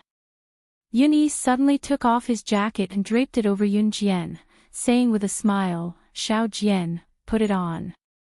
Don't catch a cold. Yunyi had always doted on his younger sister since they were young. Yunjian paused. She was actually not cold. She had gone through all kinds of hardships in her past life, so the cool breeze was nothing to her. In spite of it, she felt warmth from the bottom of her heart as she could not help thinking of her younger brother in her past life. If her younger brother was still here, would he be as nice to her as he was now? Thank you, brother. Yunjian pressed her lips together and did not return the jacket to Yunyi. Instead, she wrapped it around her shoulders. Yunyi smiled and ruffled Yunjian's hair. Step by step, they arrived at the arcade in no time. The arcade was located on the third floor of a skyscraper. Skyscrapers were not common in Longmen City in 1998. The construction of skyscrapers had just begun, so this place was considered the city center of Longmen City. It was the arcade on the third floor. As Yunjian and the group stepped into the arcade, they saw the big screen that showed a gun simulation game. It had the most people gathered in front of it, most of them teenagers. Chapter 96. While Su Haokol was exchanging the game coins, Yunjian glanced around.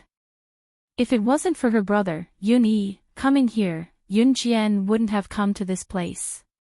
To Yunjian, the shooting games here were too childish. The rain of bullets she experienced in her previous life wasn't any less than what was shown in the gun simulation game. I'm back. Su Haokol held a pile of game coins and ran back from the counter. Then, Su Haokol divided the game coins equally among everyone. There were quite a few people standing in front of the gun-emulating game console.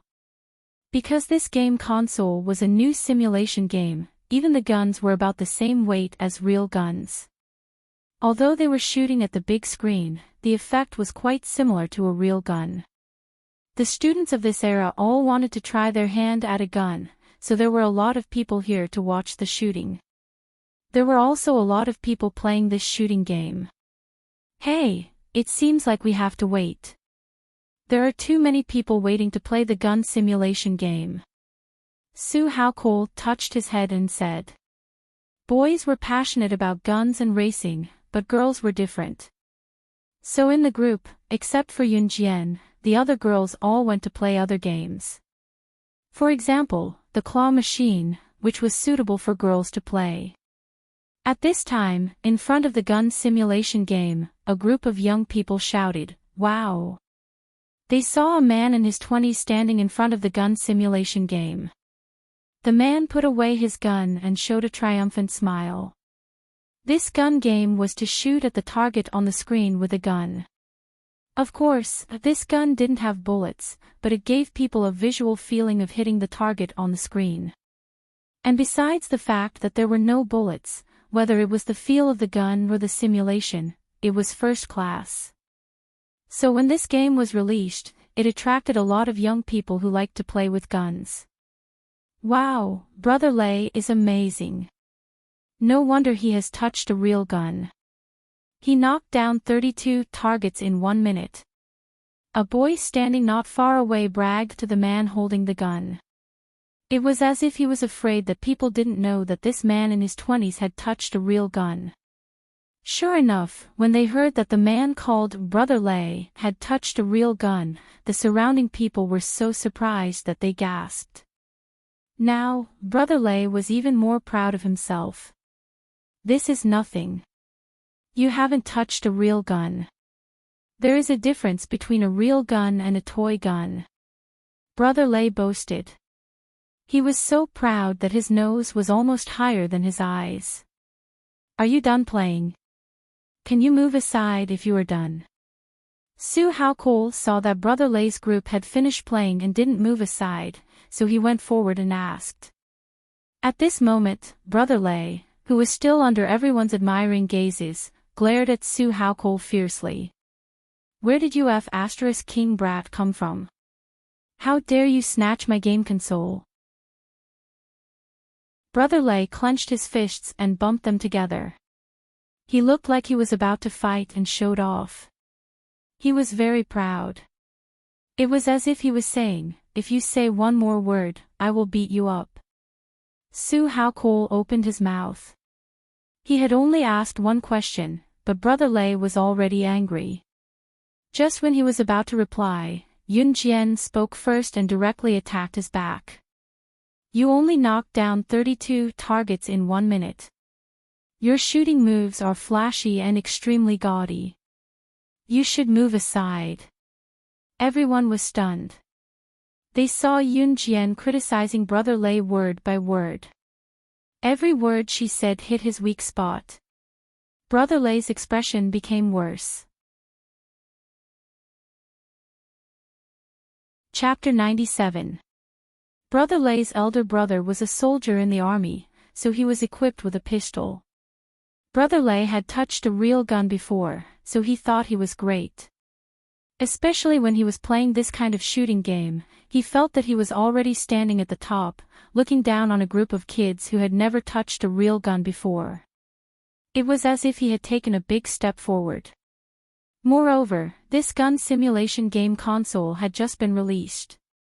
It was already very impressive that Brother Lei could hit 32 moving targets on the big screen in 1 minute.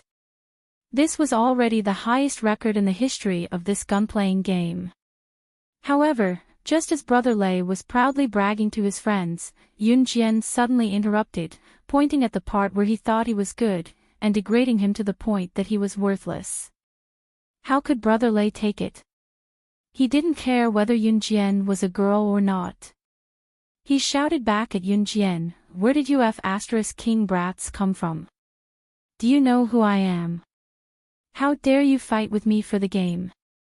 TSK, you must be tired of living, right? After shouting a few words, Brother Lei pointed his finger at Yun Jian fiercely, CK, do you think I need a little kid like you to tell me what to do with my shooting skills? Come and do it if you dare. Brother Lei often hung out at the arcade, and he was also a gangster in society. However, he was good at playing games, so he was respectfully called the King of Games by the people in this circle. Therefore, Brother Lei subconsciously thought that he was the king of the gaming circle. As long as it was a game that he had played, he would always be the one who set the highest record.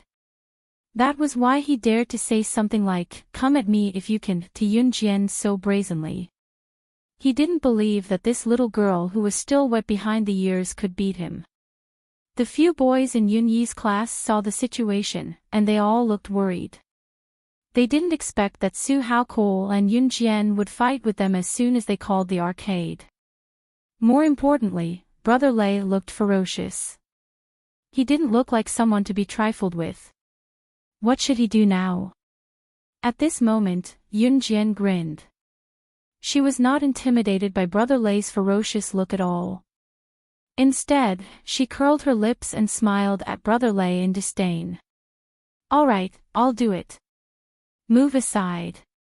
Not only was Yun Jian not frightened by Brother Lei, but she was also going to greet him. Everyone on Brother Lei's side was stunned. Brother Lei was also stunned. He looked at Yun Jian again. He saw that Yun Jian was dressed in clean clothes. Although it looked like it was bought from a street stall, from her eyes and temperament, he could see a trace of extraordinariness. Was it an illusion? Brother Lei shook his head. She was just a little girl who liked to flaunt her superiority. Come. I'll let you do it. Little brat, it's not that I want to bully you, but just based on what you said just now, if you don't hit as many targets as I do this round, then you better strip naked and kneel in front of my brothers. Humph. Brother Lei growled in exasperation and threatened. Xiao Jian, don't. Yuni panicked. She panicked when she saw her younger sister getting into a fight with Brother Lei, who was obviously a hooligan. These hooligans are capable of doing anything. Before Yuni could shout, however, she was held back by Su Haokol. Believe your younger sister. Don't you want to see your younger sister's limit? Su Haokol told Yuni softly, looking at Yun Jian. This simulation game console could test a person's marksmanship, which was why Su Haokol wanted to lure Yunjian here. He wanted to know how good Yunjian's marksmanship was since she could kill a sniper instead. Yunjian smiled in a way that sent chills down one's spine. She told Brother Lei faintly, "I'll cripple one of your hands after I win." She would not forgive anyone who insulted her verbally. How arrogant! Chapter 98. Brother Lei smirked deviously, his gaze already scanning Yunjian from head to toe as if he was certain that Yunjian would lose and was already fantasizing about her naked body. "Then we'll talk about it after you win me." Brother Lei glanced at Yunjian condescendingly with a smirk. How could Brother Lei take Yunjian's threat seriously? Even Brother Lei's buddies would not take Yunjian's words seriously. What a joke! How could Brother Lei lose to an underage girl? Therefore, they could not wait to see Yunjian lose and beg for mercy, only to be stripped naked by them. Brother Lei and his gang had done this many times. They were all gangsters in the society. What had they not done before? They would snatch any woman they fancied. If they could not get their hands on her, they would rape her, drug her, and force themselves on her. Did they not subdue her in the end? Everyone knew that Yunjian was pretty. In fact, when Yunjian and Brother Lei were at loggerheads in the beginning, Brother Lei's buddies had been eyeing Yunjian. That was why Yunyi was anxious. How could he pretend that he did not know that his younger sister was being eyed around by Brother Lei and his gang? "Come on, little girl. Why aren't you here yet? Don't tell me you're too scared to come." One of Brother Lei's buddies could not help urging when he saw that Yunjian had yet to go to the game console. Yunjian smirked coldly and tossed a small pile of tokens in her palm into the air before catching them handsomely. She then took out another token with her other hand and passed the rest to Yunyi. "Brother, hold these for me," Yunjian told Yunyi. "Xiao Jian, don't force yourself." Yunyi bit his lip and said worriedly. Although Yunjian had killed the sniper that day, as her brother, he was still worried about his sister. Yunjian narrowed her eyes and smiled. Her heart felt warm. It felt good to have someone backing him up. Before Yunjian went over to the console, she turned her head to look at Su Haokol, revealing a row of white and clean front teeth. "Watch carefully." After saying that, Yunjian walked towards the game console. Su Haojia, on the other hand, was dumbfounded. Yunjian actually knew why he brought her here. Su Haokol just whispered to Yunyi, but he didn't expect that Yunjian already knew. That was why she told him, "Watch carefully," before she left. Su Haokol felt his cheeks heat up at once, feeling embarrassed to be exposed by Yunjian. Come to think of it, it was no big deal. He just wanted to know how good her marksmanship was. There was nothing wrong with that. While Su Haokol was thinking about it, Yunjian was not in a hurry to insert the game token. Instead, she lifted the toy sniper rifle in front of her and weighed it in her hand. When everyone saw this, they couldn't help but be stunned. What was she doing? Yunjian was checking the difference between the game sniper rifle's configuration and a real one. She weighed the coin in her hand for a moment before stuffing it into the slot of the game console. A string of English words appeared on the screen of the game console. The translated Chinese subtitles read, "The shooting battle begins." The game had begun. Yunjian narrowed her eyes. Everyone held their breaths. Then, on the screen of the console, the targets moved from the side. As the target moved, a series of neat and orderly gunshots were heard from the speakers of the game console. Chapter 99. Everyone knew how to hold the imitation gun and pull the trigger with one hand to fire the bullets. This was especially true for this kind of simulation game. Usually, players could pull the trigger and fire at the big screen at will. There was also a chance of hitting the target. To put it bluntly, even a fool could do such a simple operation.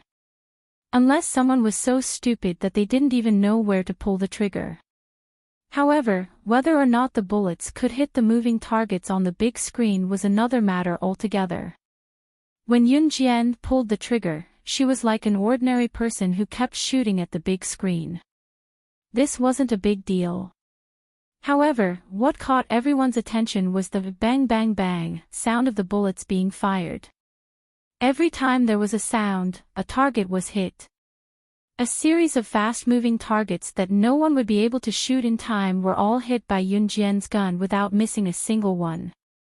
If an ordinary person were to shoot at the targets that appeared one after another, it was estimated that by the time they aimed at the target on the left and shot the target on the left, the targets on the right would have already disappeared. In other words, they would have failed to shoot and missed the targets.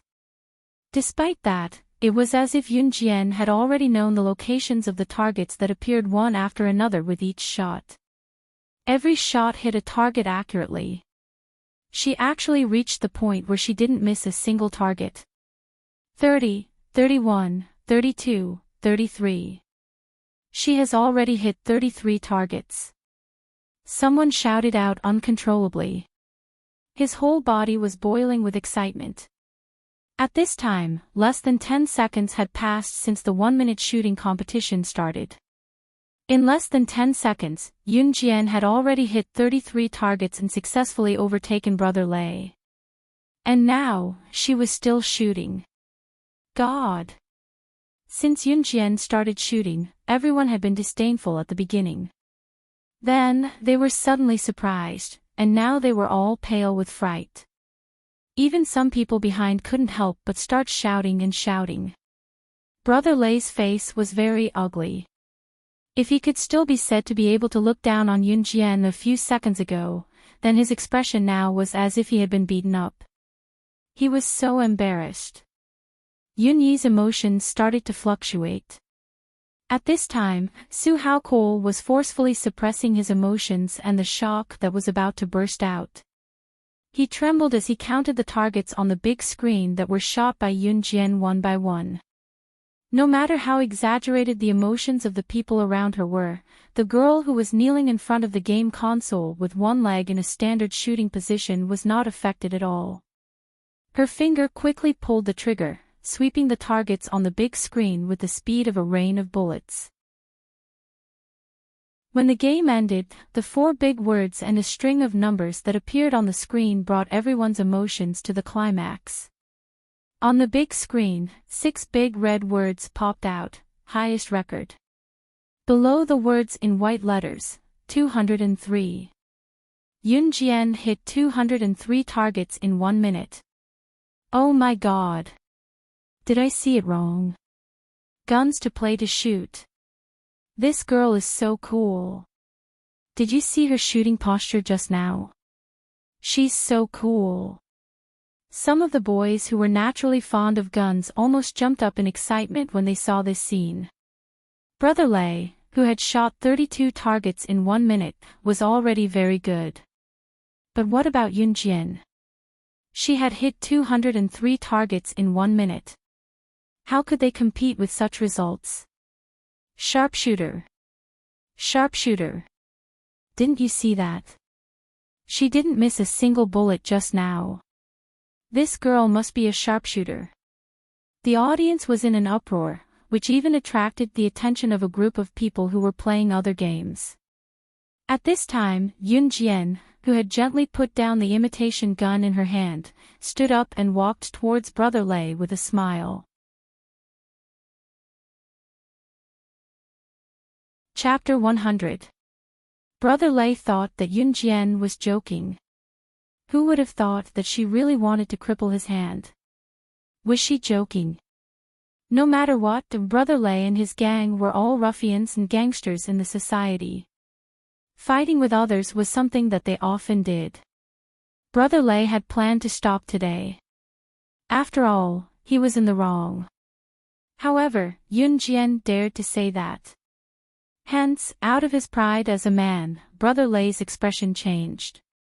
He looked at Yun Jian and scolded, F***ck, whose hand do you want to cripple? Just based on a bunch of scrawny little brats like you. You want to fight, right? Was there going to be a gang fight? Hearing that Brother Lei was angry, some of the people who were watching the show were afraid of being implicated. They quickly took a few steps back.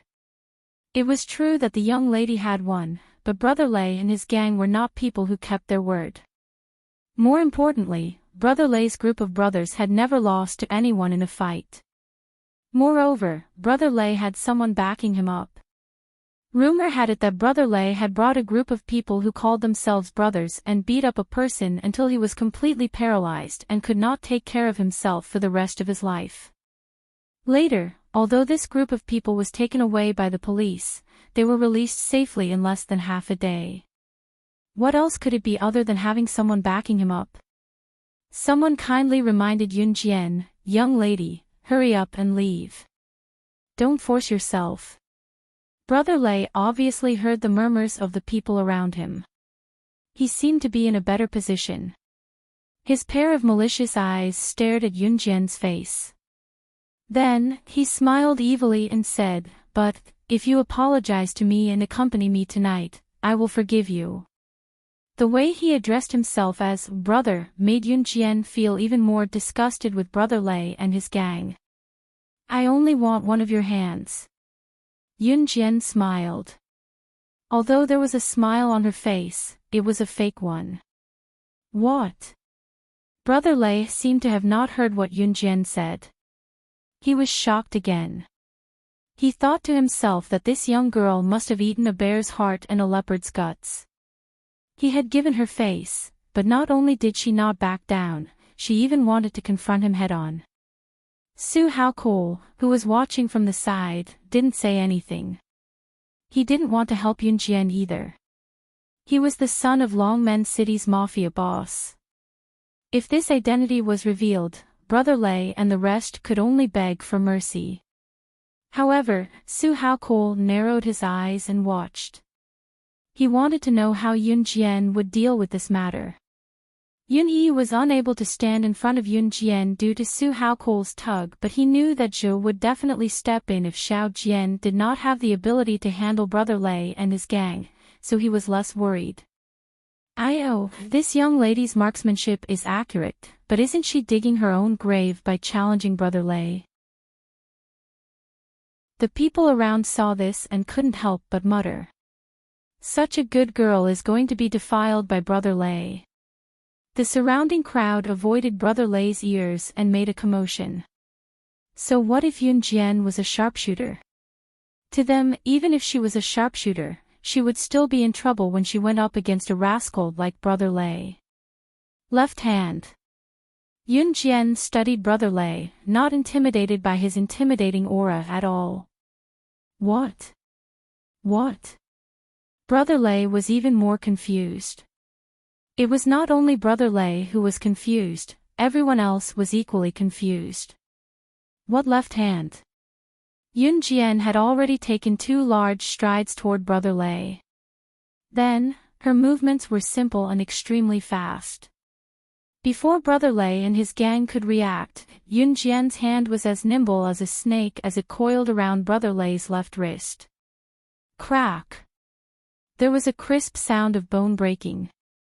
Before Brother Lei could react, Yun Jian was already in front of him and his left arm was broken by Yun Jian. Excruciating pain shot through his body as Brother Lei cried out in agony. Ah! Ah! My hand! Ah! The entire process took less than 3 seconds. The group was stunned as their gazes landed on the devil who was all smiles but could break a person's arm with a smile. The girl grinned innocently and said, he pointed at me with his left hand just now. Chapter 101.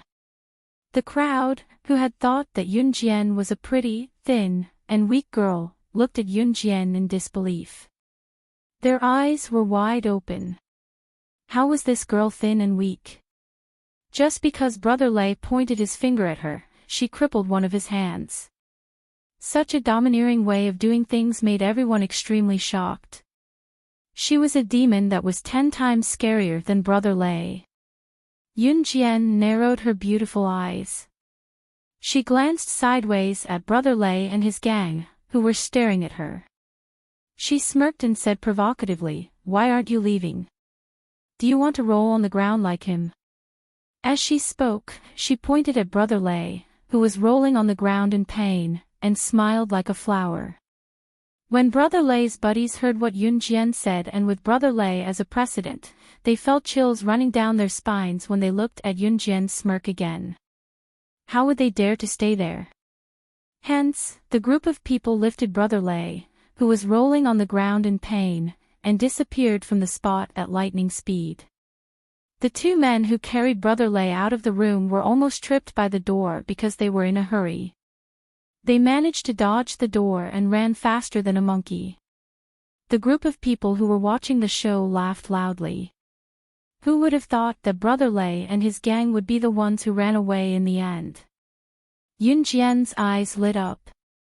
She turned to look at Yun Yi and the rest and asked, "Do you guys still want to play games?" Everyone instantly shook their heads like waves. What a joke.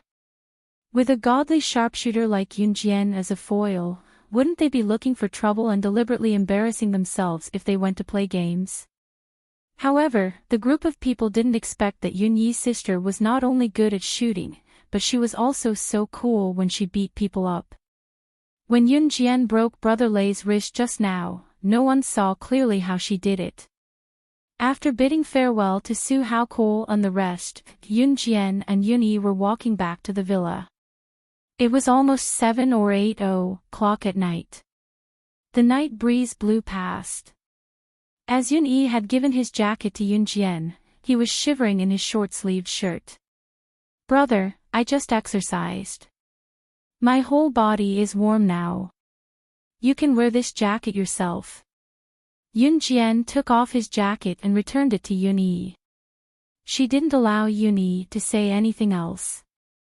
Yun Yi opened his mouth, his handsome lips breaking into a smile as his thin lips brushed lightly.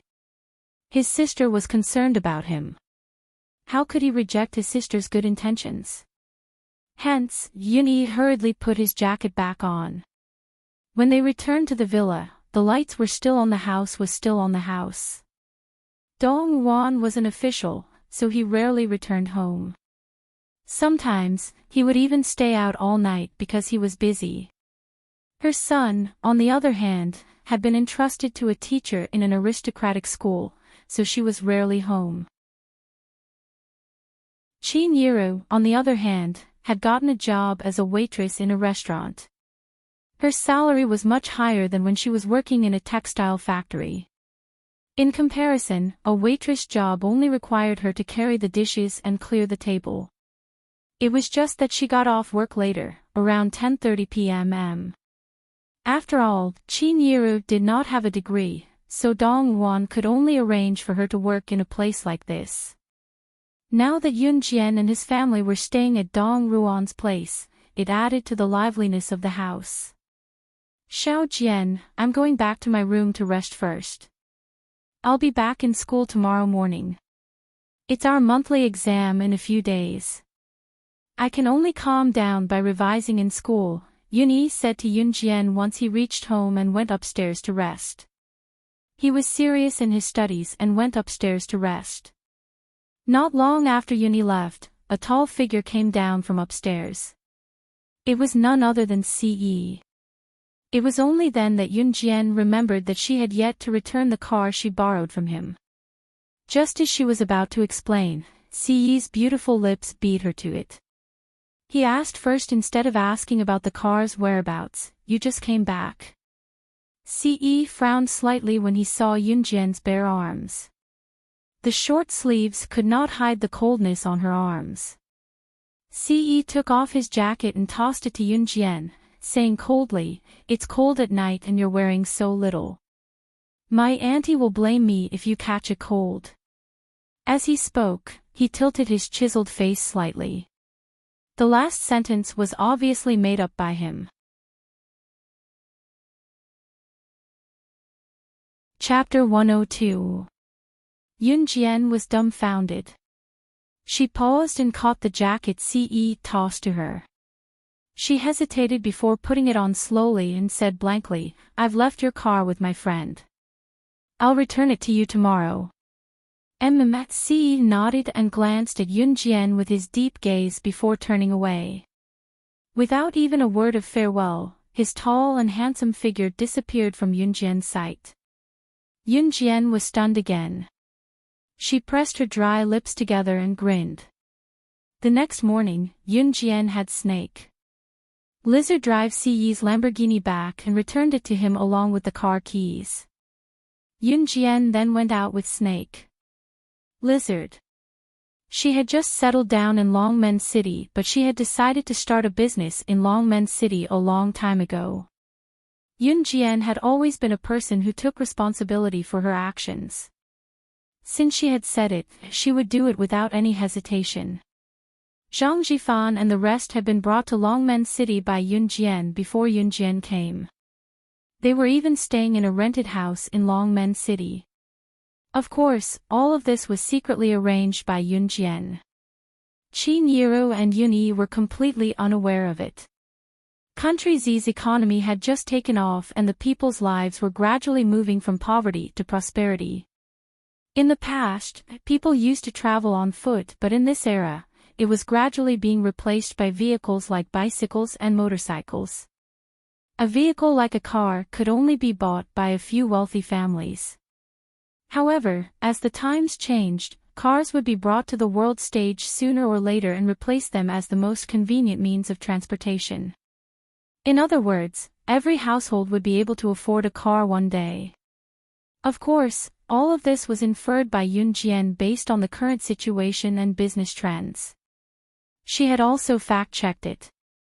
Places like Europe and America that were economically advanced and had a high standard of living were gradually developing in this direction. In spite of this, it was proven that Yun Jian's inference was accurate. Of course, this was a story for another time. Yun Jian planned to start a car marketing company. The idea might seem absurd. She was just an underage girl who was not even 18 years old, yet she wanted to start a car store. However, it was undeniable that starting a company required investment and Yun Jian had the money. She had channels to import cars from home and abroad as well. When Yun Jian told Zhang Jifan and the rest about her idea, Zhang Jifan and the rest felt their eyelids twitch and they almost fainted from shock. What? You want to start a car company? Zhang Jifan stuttered as he looked at Yun Jian in shock and fear. In this era, anyone who owned a motorbike at home could use it to look cool. A car was simply a symbol of the rich. What's more, to run such a car company, the number of cars needed was more than just a few. Secondly, they needed to have working capital. Secondly, they needed to go through the application process and they needed to have a sales store. These were all essential procedures. Yun Jian nodded and leaned her slender legs against the corner of the table. She smiled naturally at Zhang Jifan and said, "I've said that you don't need to worry about the company's investment. What you need to do is to manage this company for me." How could she not make money when there was a chance for her to make it? Only with investment could she make a profit. She, Yun Jian, would never do a losing business. Me? Zhang Jifan pointed at himself and was stunned again. It's you. Yun Jian narrowed her eyes and wiped her red lips. And this company will be registered under your name. After a pause, Yun Jian exuded a confident glow. Zhang Jifan and the rest could not help but look at her in a new light. The name of the new company will be... Yun Jian raised her eyes slightly and looked ahead with a smile. New start. A new life, a new start. Chapter 103. Zhang Jifan was stupefied. He did not expect Yun Jian to trust him so much. Yun Jian was fully responsible for the investment, so he did not have to worry about the company's startup. However, he would still have to put his name on the company when it was registered. Such a good thing was hard to come by even in 8 lifetimes. At the same time, Zhang Jifan was certain of one thing. Whether he could walk this path with Yun Jian or not, he would not be disloyal. Sister Jian, don't worry. I, Zhang Jifan, guarantee you that I'll do my best. Zhang Jifan promised Yun Jian heavily. Ever since they were taken in by Yun Jian that day, Zhang Jifan and his buddies had regarded Yun Jian as their boss and called her Sister Jian. If Zhang Jifan became the company's leader, his buddies would naturally be the company's pioneers as well. The buddies looked at Yun Jian passionately and promised in unison, Sister Jian, we promise that we won't be disloyal. We swear to follow you to the end. Yun Jian nodded with a smile and told Zhang Jifan subtly, send in the company's application form as soon as possible. Also, keep an eye out for the storefront and let me know when you find it. You don't have to worry about anything else. Zhang Jifan nodded. Coming out of the rented apartment where Zhang Jifan and his buddies stayed, Yun Jian and Snake Lizard walked on the road. You're still as greedy for money as before. You own a few major international corporations but you still don't let go of any chance to earn money, Snake Lizard walked beside Yun Jian and teased Yun Jian when she did not say anything just now.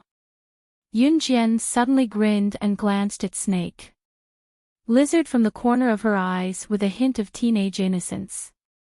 If one doesn't love money, the devil takes the hindmost. Who can say no to money? Snake Lizard was a rather aloof person. Hearing Yun Jian's words, she could not help smiling but keep quiet. On Monday, Yun Jian returned to school. Running a company couldn't be rushed, especially when it came to the application process. At this moment, Yun Jian was already sitting in class. She twirled the black pen in her hand in boredom and looked around leisurely. Once class ended, the 2 clowns, Chen Xini and Zhang Xiaofeng, came running to Yun Jian. Hey, master, it's been so many days. You should teach your disciples some powerful skills, right? Just like that move of yours last time. You didn't even need to look at the ground to know that I was going to hook you with my leg, and you even had the time to kick me back. That move is really cool. Zhang Xiaofeng's handsome face moved closer, and he said to Yun Jian with admiration. Chen Xini pushed Zhang Xiaofeng away and said to Yun Jian with a smile, don't mind him. Jian, let's talk among ourselves. Since Yun Jian transferred to Class A of Yi High School, there had been plenty of people who tried to pick on her, but they were all blocked by Zhang Xiaofeng and Chen Xini, so she had been living an easy life. Even if she did not look for trouble herself, sometimes, trouble would come knocking on her door. Yun Jian noticed a heated gaze in the classroom that had been staring at her for a long time, but she pretended not to see it. It was just that the owner of the gaze could not hold it in anymore as he walked over to Yun Jian. Lu Rongrong came over to look at Yun Jian and asked in annoyance, Hey, who was the person who came to pick you up last Friday? It was not Lu Rongrong's fault for asking. Siyi's looks were too alluring. His handsome face was bound to mesmerize many girls. Yun Jian looked up at Lu Rongrong before lowering her gaze to meet Chen Xini's eyes, ignoring her. Chapter 104 F***CK, Lu Rongrong, what do you mean by this? Zhang Xiaofeng was the first to stand up for Yun Jian when he saw Lu Rongrong throwing her weight around in front of his master. That's right. What's wrong with my Jian being picked up after school? What does it have to do with you? Why should I tell you? Who do you think you are? Chen Xini scolded Lu Rongrong before Zhang Xiaofeng could. Lu Rongrong had always been a spoiled brat. She was flashy but not practical. She pointed at Chinsini angrily and opened her mouth. However, she stomped her feet and could not say anything. In the end, she snorted and ran away. Yunjian could not help grinning at the sight. The morning sun shone in through the window and refracted on Yunjian's rosy cheeks, making her feel warmer and more comfortable. It had been a long time since she felt so comfortable. Every time someone tried to pick a fight in school, Chen Xini and Zhang Xiaofeng would chase them away with their sharp tongues like this. They were adorable. Lu Rongrong really thinks she's some spoiled brat. What's she being so cocky for? How shameless. Chen Xini was the first to flare up when Yunjian was infuriated. She huffed and sat down opposite Yunjian. Zhang Xiaofeng chuckled dryly as well before he looked around as if he remembered something. He turned to whisper mysteriously to Yunjian and Chen Xini, "Do you know? The black market is holding an underground tournament this Saturday. It's at Longtu Mountain not far from our school. How about it? Do you want to go and watch?" "Heh, I can guarantee that the lineup will be spectacular." To convince Yunjian to go, Zhang Xiaofeng emphasized, "And I heard that it's a bet between the mafia boss of Longmen City and a foreigner." As a boy, Zhang Xiaofeng was especially interested in this kind of fighting competition. That was why after Yunjian showed off her skills, he shamelessly asked to be her disciple. Yunjian raised her eyebrows when she heard the words, "mafia boss." The mafia boss was Su Haokol's father, Su Zetian. Strictly speaking, Su Zetian was a member of the Kosha mercenaries. Su Zetian wants to bet with the foreigners in a challenge tournament. Upon hearing this news, Yunjian recalled the first time she met Snake Lizard and Su Zetian since her rebirth. Su Zetian had a favor to ask of Snake Lizard. Could this be what he was referring to? She pursed her dry lips to moisten them and said, "I'll go." Zhang Xiaofeng snickered, thinking that his words had worked, and laughed even more cheerfully. Yunjian's lips curled into a faint smile, which made people feel as if they understood her. She was devilishly charming. Just like that, a week passed by peacefully. When she returned home from school on Friday, Yunjian received the news that Zhang Jifan had approved the company's application. He had also asked for some connections and found a suitable store. The location of the store was great. It was big enough for cars to be displayed and the location was well connected. When the car store was opened in the future, it would not be inconspicuous due to its remote location. Since it was a new piece of land and there were many merchants who wanted to buy the store, the organizer decided to use the auction format, bidding and the highest bidder would win. The auction would be held tonight.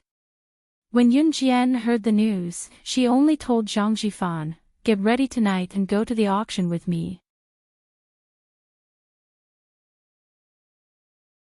Chapter 105. This auction was organized by the organizers, so more than one or two shops and plots of land were up for sale. In spite of it, Yunjian only needed the store. Because the auction was a big event, Zhang Jifan deliberately dressed himself up before going. He changed his appearance from that of a hoodlum to a suit, which made him look like a big boss. Before this, he was just a hoodlum with a loan shark. As usual, Yunjian tied her hair into a high ponytail. She had a good foundation, so even if she didn't put on makeup, her facial features were still exquisite and delicate. Her eyelashes were long and narrow, and when she blinked, she gave people a feeling that she had a spiritual aura. She looked pure and innocent, but the slight curve of her lips made people unable to help but notice her. Before leaving, she knocked on Siyi's door next to hers. Knock, knock, knock. After 3 knocks, the door opened. When the door opened, Yunjian smelled an elegant fragrance. It was faint, but it made her feel good. Siyi appeared at the door. He was dressed in casual clothes, and his wet hair stuck to his handsome face. There was an unfathomable smile on his exquisite face. It was obvious that he had just taken a shower. What is it? Siyi's lips curled into a beautiful curve. What is it? His magnetic voice was a little hoarse, but it was full of charm. Yunjian looked at him with a smile and licked her lips. Lend me your car again. Siyi's starry eyes flashed with a trace of sharpness. He turned his body slightly, and his tall body surrounded Yunjian's thin and weak body. She could feel his breath coming from above. My car isn't that easy to borrow. How are you going to compensate me? As he spoke, he looked at Yunjian from head to toe with ill intentions. It had to be said that although Yunjian's body was thin and weak, she was still lean in the right places. She had developed very well, and there were signs of her curvy body. He believed that in less than 2 years, she would definitely be a great beauty who could charm a large group of people to death with just a glance. When Yunjian heard this, she smiled and glanced at Ce from the corner of her eyes. How do you want me to make it up to you? As she spoke, she flipped her hair and took a step closer to Ce. However, before she could even get close to Ce, Yunjian's delicate fists turned into eagle claws. She launched a sneak attack at Ce's waist.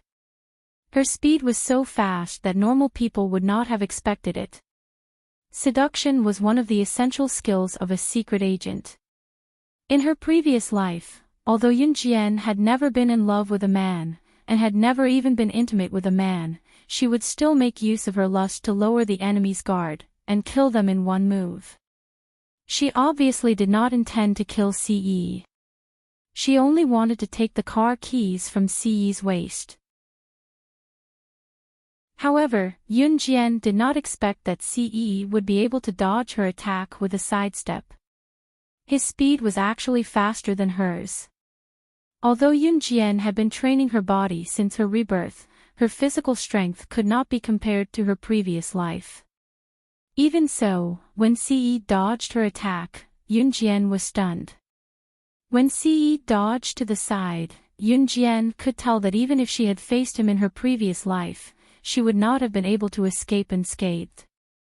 Yunjian suddenly curled her lips. She twisted her hand and threw herself into Ce's firm chest. The fresh fragrance of a young girl drifted into his nose. Ce, who had never been so intimate with a woman, was stunned. Yunjian took advantage of this moment to reach out and take the car keys from Ce's waist. She then left Ce's chest in a flash and ran far away. She could not help but turn back to leave a smile. I'll take the car keys, thanks. As she spoke, Yunjian had already run down the stairs. Chapter 106. On the other hand, Yunjian had driven the Lamborghini to the entrance of Zhang Jifan's rental apartment and was waiting for him. When Zhang Jifan saw the Lamborghini, his eyes trembled violently. Obviously, he was shocked. There were only a few types of cars that he had seen on a daily basis. It was especially so in a developing city like Longmen City where sports cars were only affordable for the wealthy. In normal business, those who had some money would usually drive cars of brands like Santana, Honda, and Mazda. They were all cars that consumed low fuel, were affordable, and had average appearances. This era had yet to reach the era where cars were everywhere. Naturally, it was the best starting point to start a car marketing business. Therefore, when Zhang Jifan saw the modified super sports car, the Lamborghini, there was an irrepressible glint in his eyes. More than that, it was shock. Sister Jian, where did you get this car? After Zhang Jifan got into the car, he was still stiff, not daring to touch anything in the car, afraid that he would break something. In the end, he could not help asking Yunjian. I borrowed it. Yunjian narrowed her eyes and did not explain further.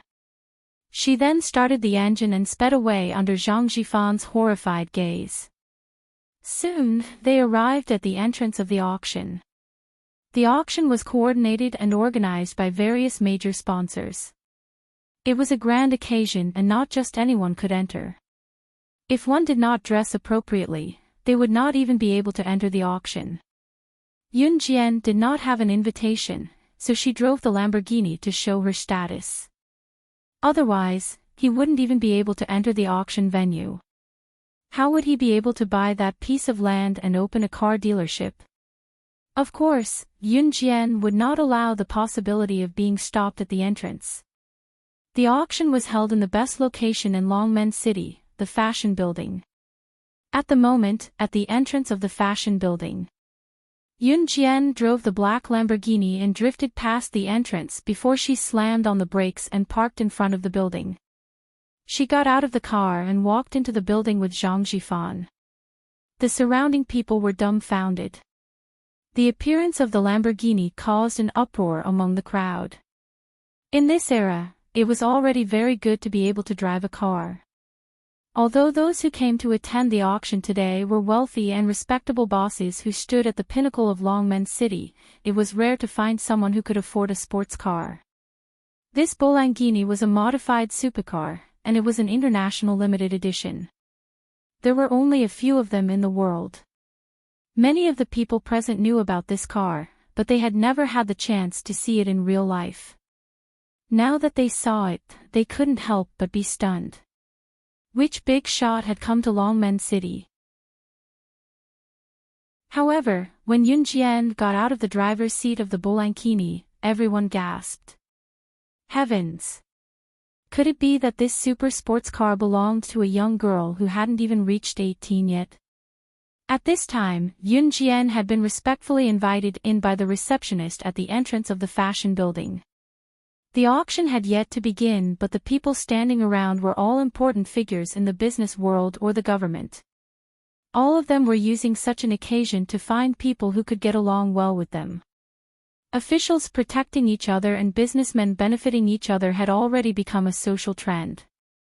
Yun Jian was particularly eye-catching standing here because the people standing here were either mature women or mature men who were all around middle-aged. She was the only one who was young. There was only one reason why the people around her were looking at her. One must have some status to enter the auction or know someone important to be brought in.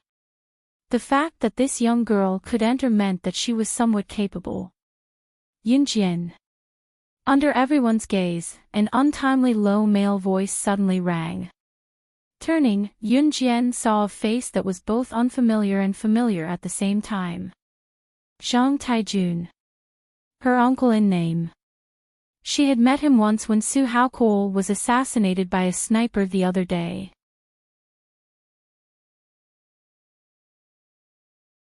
Chapter 107. The moment Zhang Taijun saw Yun Jian, he was really stunned. He didn't have a deep impression of Yun Jian. In the past, Yun Jian was always soft and weak. Even if she was bullied, she wouldn't protest. But that day when he met Yun Jian at the hotel, she was the first to react. She pushed a few people away and dodged the sniper's bullet. At that time, Zhang Taijun was extremely shocked and frightened. Of course, at that time, he was afraid of the sniper and ran away, so he didn't have time to care about Yun Jian. Today, he was able to enter the auction venue because Zhang Taijun pulled a lot of strings to squeeze into the venue. What he did not expect, however, was that Yun Jian was here as well. She actually had a way to sneak in here. Not just anyone could enter the auction hall. With Yun Jian's identity and status, she didn't have the ability to enter this place at all. Yun Jian glanced at Zhang Taijun from the corner of her eyes and didn't say anything. In her impression, this nominal uncle of hers didn't care about her family. Moreover, when relatives gathered for dinner, he would show off in front of her family. After all, among the group of relatives, Zhang Taijun was more successful.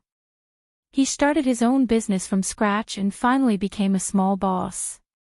Among the group of relatives and friends, he felt that he was different and had a sense of superiority.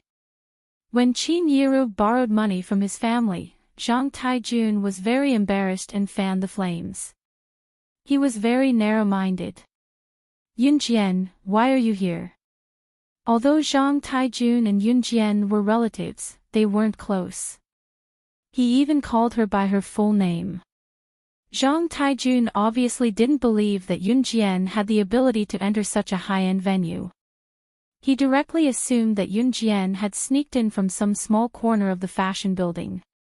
His tone wasn't very polite. And without waiting for Yunjian to reply, Zhang Taijun frowned and continued to shout at Yunjian in the tone of an elder, "There's going to be an auction here. The auction is about to start. How did you sneak in here? You should be more sensible. You have to know your limits even though you're already so old. This is not a place where you can come and go as you please. If there's nothing else, then hurry up and leave." He scolded Yunjian for a while, but Zhang Taijun wanted her to leave as soon as possible. This was not a place for a child like her. Zhang Jifan, who was standing behind Yunjian, pursed his lips and rolled his eyes at Zhang Taijun in disdain. Yunjian raised her brow and didn't argue with Zhang Taijun. Since Zhang Taijun would also appear at the auction, some things could no longer be hidden. She would never give up the store that she had set her eyes on because of some irrelevant people or things. This was not her style. Yunjian's pure pink cheeks became moist as she revealed a charming and beautiful smile. She said to Zhang Taijun, "I'm here to participate in the auction." "Nonsense." Zhang Taijun's face sank. His face turned gloomy. "This is not a place where a child like you should come to. Hurry up and leave before the auction starts." Just as Zhang Taijun said this, the middle-aged man standing next to Zhang Taijun tugged at Zhang Taijun's coat and pointed at the door. A group of people looked towards the door. They saw a group of middle-aged men in suits walking in from outside the door. Each of them had an extraordinary aura. Standing at the front was Mayor Gu, whom Yunjian had met at Su Haokol's birthday party. At this moment, Mayor Gu was surrounded by a large group of people who were fawning over him. The moment Zhang Taijun saw Mayor Gu, he couldn't care less about Yunjian. He suppressed his emotions and walked towards Mayor Gu with the middle-aged man who had tugged at his coat just now. This was the reason why Zhang Taijun had tried so hard to sneak into the auction.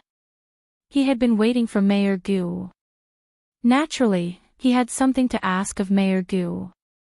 Mayor Gu, who was surrounded by a group of people, turned his head and accidentally saw Yunjian, who was particularly eye-catching. Mayor Gu pushed through the crowd and walked over. Seeing that Mayor Gu had actually seen him, Zhang Taijun stood still and didn't dare to lift his feet. He held his breath. Mayor Gu had actually noticed him. Zhang Taijun suddenly looked like he was flattered. When Mayor Gu brushed past him to greet Yunjian, however, Zhang Taijun felt like he had been struck by a bolt of lightning on a sunny day. Chapter 108. Mayor Gu was the mayor of Longmen City and held the highest position in the city. Under normal circumstances, only others would try to curry favor with him. Mayor Gu himself didn't like the bribery between bureaucrats, so he didn't pay much attention to others. What did they see today? Mayor Gu personally greeting and befriending a teenage girl. Who was this girl? How could Mayor Gu value her so much? Zhang Taijun watched the scene unfolding before him with a face that looked like he had eaten dog poop. Yunjian knew Mayor Gu.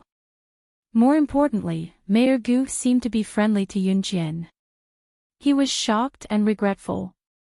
Recalling what he had said just now, he felt like he was showing off in front of an expert. Yunjian was not reserved like others when she faced Mayor Gu. She smiled easily and looked natural as she pressed her lips together and said, "Yes, what a coincidence. It is. Girl, are you here for the auction too? Do you want to go into the hall with me now?" Mayor Gu invited with a squint. Mayor Gu might look aloof from worldly affairs, but he had been in the government for so many years and had successfully held the mayor's position for so many years. Other things aside, he had the ability to judge people. Despite her young age, Mayor Gu had to pay attention to her based on this fact alone. Even the mafia boss had to bow down to Yun Jian. In short, even Snake Lizard had to listen to Yun Jian. Was Yun Jian really just an ordinary girl? Mayor Gu rationally chose to stand with Yun Jian. His instinct told him that this girl was not ordinary. When the crowd heard Mayor Gu's invitation to Yun Jian, there was another uproar. Yun Jian would not reject having Mayor Gu leading the team. It would save her a lot of trouble. She nodded and said, "All right."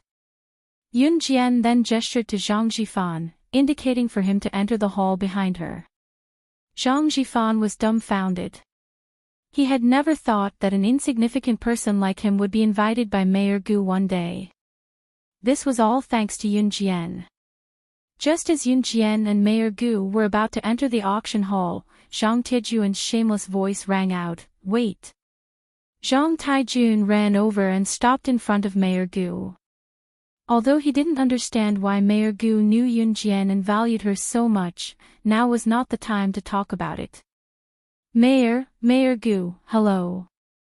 I'm Xiao Jian's uncle, you can call me Xiao Zhang." As Zhang Taijun spoke, he pointed out his relationship with Yun Jian. Then he continued, "It's like this. My friend and I want to apply for approval for our recent cooperation." Zhang Taijun wanted to make use of Yun Jian's relationship to talk to Mayor Gu, so that he could finish his vicious task. But before he could finish speaking, Yun Jian beat him to it. Yun Jian watched as Mayor Gu introduced Zhang Taijun word by word. She smiled and said, "He is indeed my mother's sister's husband." There was an inexplicable estrangement in his words. That one sentence sealed Zhang Tijun's fate. Mayor Gu understood what Yun Jian meant. If they were relatives, how could they be close if they did not even address each other as uncle? Mayor Gu waved his hand. Since Zhang Taijun was not someone Yun Jian cared about, what right did he have to give him face? "Hey, let's talk next time. I have something urgent to discuss with the girl." Mayor Gu waved at Zhang Taijun. Then, he followed Yun Jian into the auction hall. Only Zhang Taijun, who was exasperated, was left with a sour expression. There was only one word left in his mind: it's over.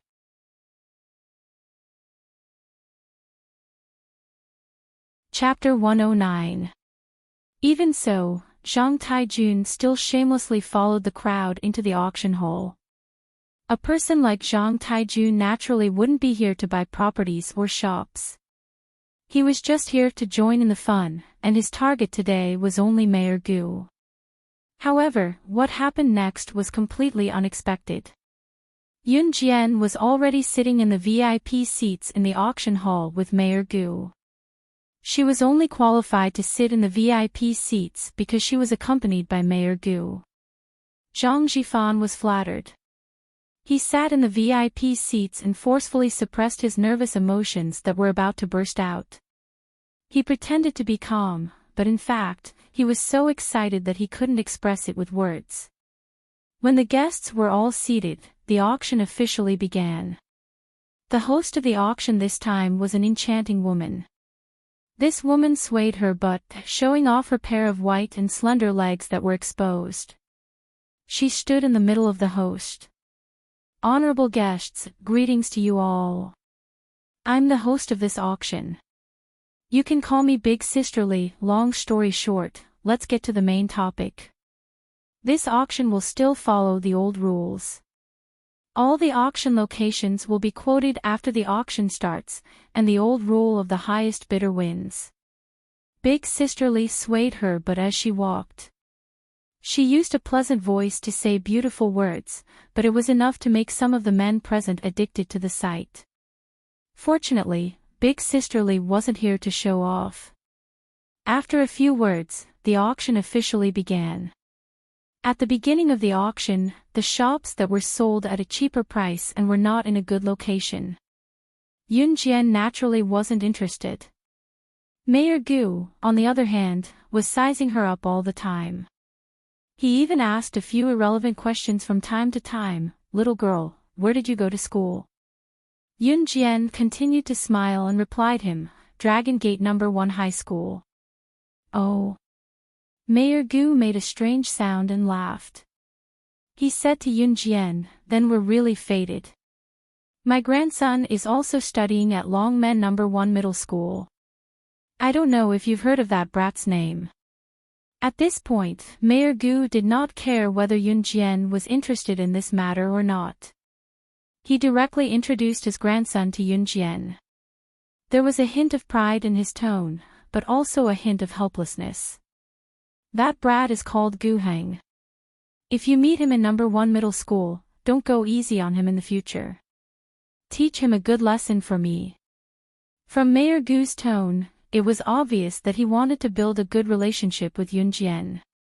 Zhang Jifan, who sat beside Yun Jian, was stupefied once more when he heard that a prominent figure like Mayor Gu was trying to curry favor with them. Yun Jian, she had such great ability. Yun Jian merely curled her lips into a faint smile and did not directly reply to Mayor Gu's words.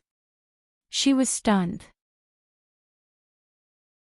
Mayor Gu had mentioned his grandson and even asked her to teach him a lesson the next time she met him, not to be soft-hearted. It was really strange to have a grandfather like Mayor Gu. Suddenly, Yun Jian cast a sidelong glance at the auction stage. She pursed her lips slightly and spat out a line of words from her red lips. "It's finally here." The area that she was preparing to bid on was finally being auctioned off. Mayor Gu was stunned. "What?" However, the latter half of Yun Jian's sentence shocked Mayor Gu for a long time. Yun Jian leaned back in her seat lazily and looked at Sister Li, who was speaking eloquently on the auction stage. Her eyes did not look at Mayor Gu. "I want this shop." Mayor Gu followed Yun Jian's gaze and listened to Sister Li's explanation. It was a very good area and the price was very high. Ordinary people could not afford this piece of land. However, from Yun Jian's tone, she wanted to bid for this area.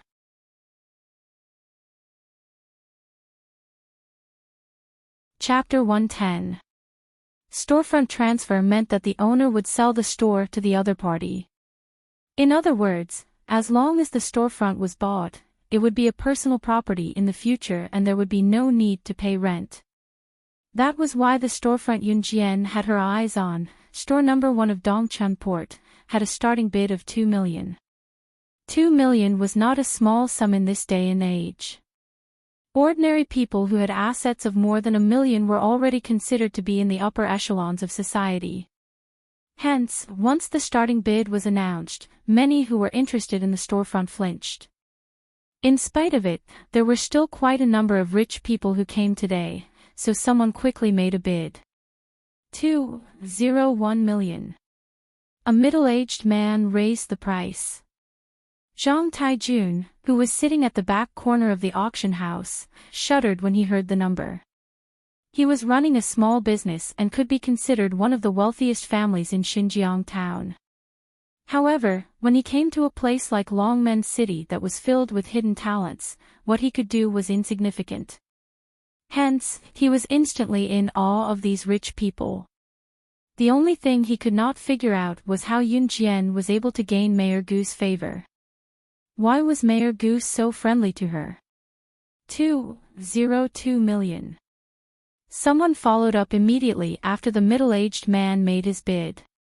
Following that, the people who made their bids rose and fell, but there was not much of a fluctuation. It was usually a 10 to 20,000 increment.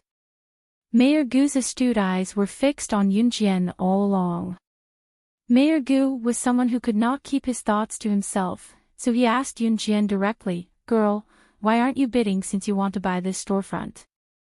Zhang Jifan, who sat beside Yun Jian, had the same question but he dared not ask.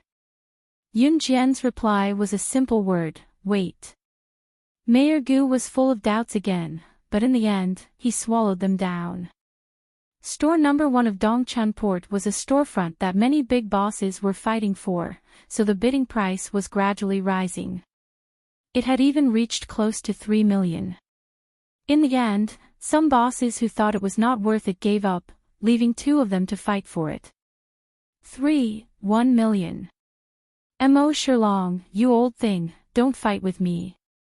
One of them had obviously reached his limit. He couldn't help but yell at the other person who had been forcing him to raise the price. 2 million. The big boss named Mo Shirlong still insisted and refused to compromise. The 2 of them were competing with each other to increase the price, and neither of them was willing to give in. Zhang Taijun, who was sitting in the corner, gasped. He muttered in his heart. Today, he had finally witnessed the competition between the big bosses. That was not something that could be measured in thousands or tens of thousands. A few million for a store. He had never seen such a scene before. After the auction was over, he would be considered a person who had gained a lot of knowledge. Perhaps he could even brag about it to his friends and relatives. 4 million. The hot-tempered big boss had begun to blow his beard and glare. Gritting his teeth, he fiercely quoted a price. This was his bottom line. 401 million. The big boss called Mo Shirlong was still competing, but his expression was not any better. Spending 4 million just to buy a store was naturally not worth it, so the hot-tempered big boss had to give up. I'll give it to you, give it to you. Mo Shirlong, don't let me get the chance to deal with you next time. The hot-tempered big boss yelled at Mo Shirlong. This old man will wait. Mo Shirlong snorted coldly. Finally, a calm expression appeared on his face. Although the price had been raised quite a bit, he finally got it. After all, other than the hot-tempered big boss, no one else present could compete with him. Just as elder sister Li smiled and was about to count down the last 3 seconds.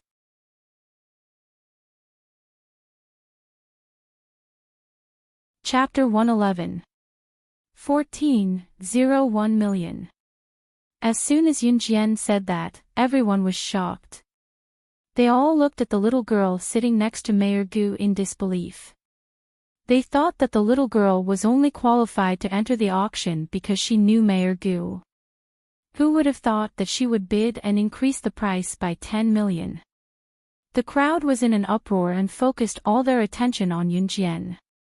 At that moment, Zhang Taijun, who was sitting respectfully in the corner, suddenly tensed up. He glared at Yunjian with wide eyes, his expression complicated. In a large-scale auction like this, if one could not pay the price after bidding, they would have to bear legal responsibility. Therefore, since Yunjian had the courage to bid, it meant that she could definitely afford it. God, more than 10 million. Zhang Taijun was trembling all over at that moment. All of his family's passbooks added up to less than 200,000. His family's wealth was enough to make people envious in Xinjiang town, but he did not expect that someone would spend more than 10 million to buy a storefront at an auction. The most important thing was that this person who made everyone dumbfounded was his niece in name. Moreover, she was the poorest among all his relatives and friends in the family. Cough, cough, cough. Sister Li could not react for a long time. Fortunately, she was an old hand at auctions and knew how to ease the atmosphere. 14.01 million, is there anyone who wants to bid higher? Sister Li first tried to ease the atmosphere. Of course, many of the people present did not even have 14.01 million. Under such circumstances, who would continue to bid higher? Sister Li immediately started the countdown.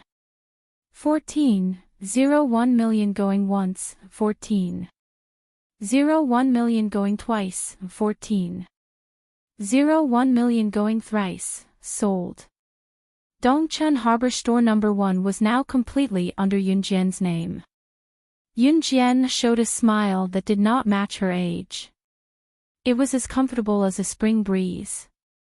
Dongcheng Harbor Store No. 1 was originally auctioned for more than 10 million. It was definitely not a good deal. However, the person who bought this storefront was Jian, so the situation was completely different.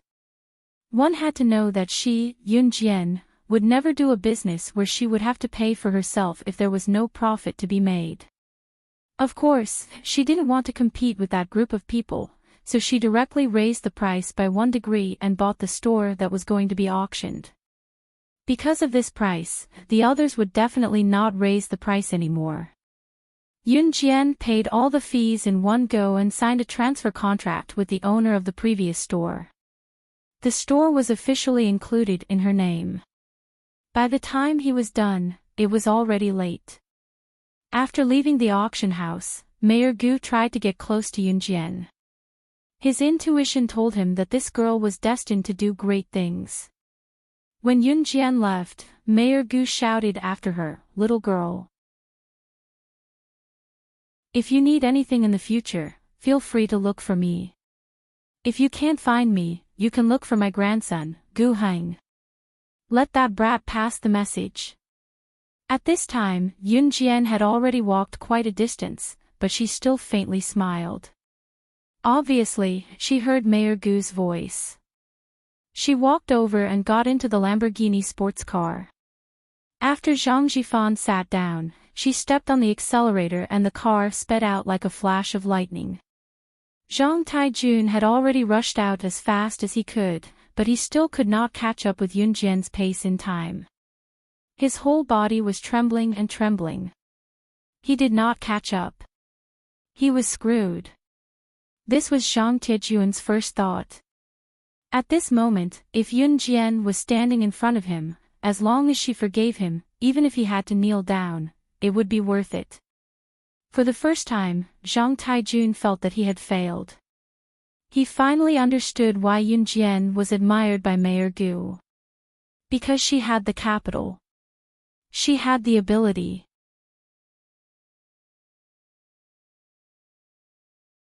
Chapter 112. Returning the car keys to CE, Jian went back to her room and logged into the web with her laptop to contact Alluring Demon. Alluring Demon was also her subordinate. Unlike Snake, Lizard and Tiger, Leopard, Alluring Demon was in charge of legitimate forces and was involved in all aspects of business.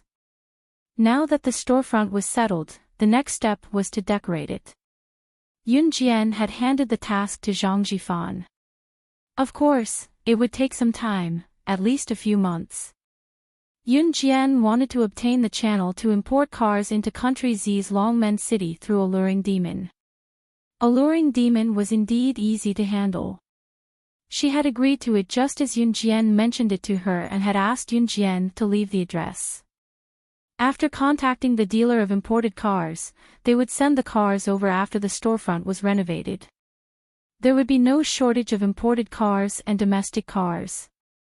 Once the matter was settled, Jian fell asleep. It was a dreamless night. Early the next morning, Jian received a message from Snake. Lizard when she came back from her workout.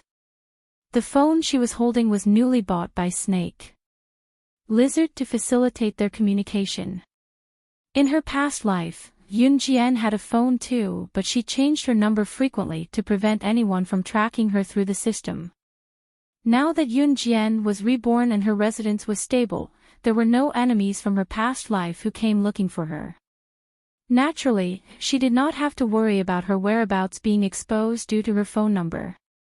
Snake. Lizard's message was simple. It was to ask Jian out to meet her at a coffee shop. Jian went to the meeting as scheduled. Snake. Lizard was already waiting for her on a chair beside a table in the coffee shop. When she saw Jian coming over, she could not help waving her hand. What's wrong? Jian sat opposite Snake. Lizard, her fingers brushing the table lightly as she asked. Snake.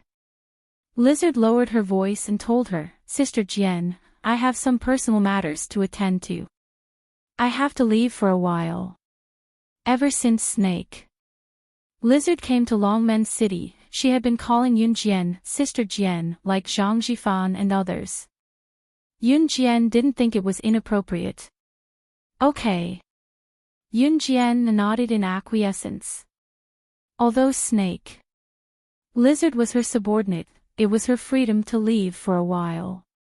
This was something that Yun Jian would never force. Also, there is one thing I need your help with.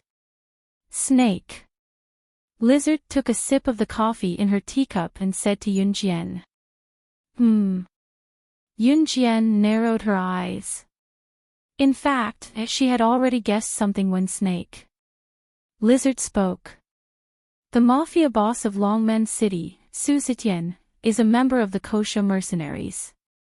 He's holding an underground tournament at Longtu Mountain a week later and has made a bet with the foreigners. Initially, Su Zetian had requested support from the organization to help him win the tournament. I came to Longmen City using this as an excuse. Now that I'm leaving, I hope Sister Jian can help with the tournament. Snake Lizard looked at Yun Jian and enunciated each word clearly. Her identity was not exposed to Su Zetian and his gang, or he would be scared half to death.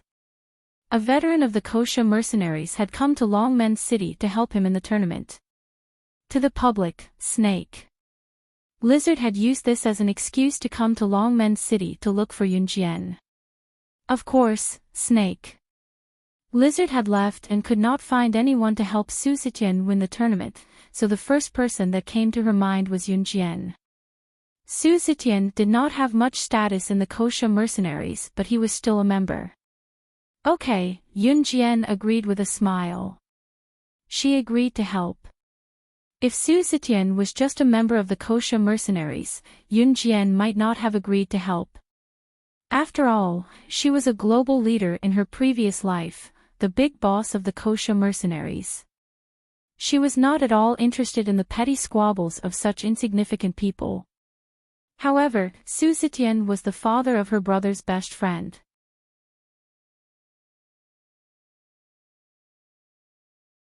Chapter 113 Snake Lizard left as soon as she was done talking to Yun Jian.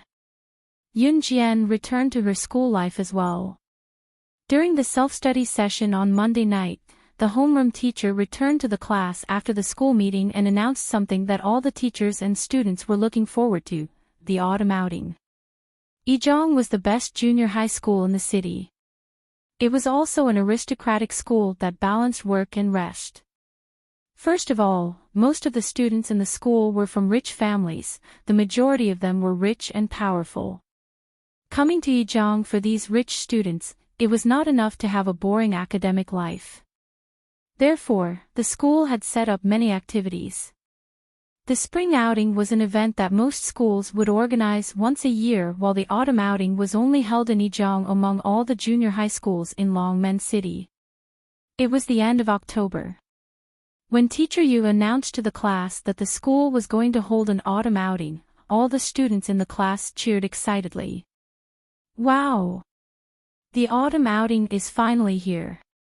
Chen Xinyi turned to shake Yun Jian's hand happily, almost stretching herself into a straight line in her excitement.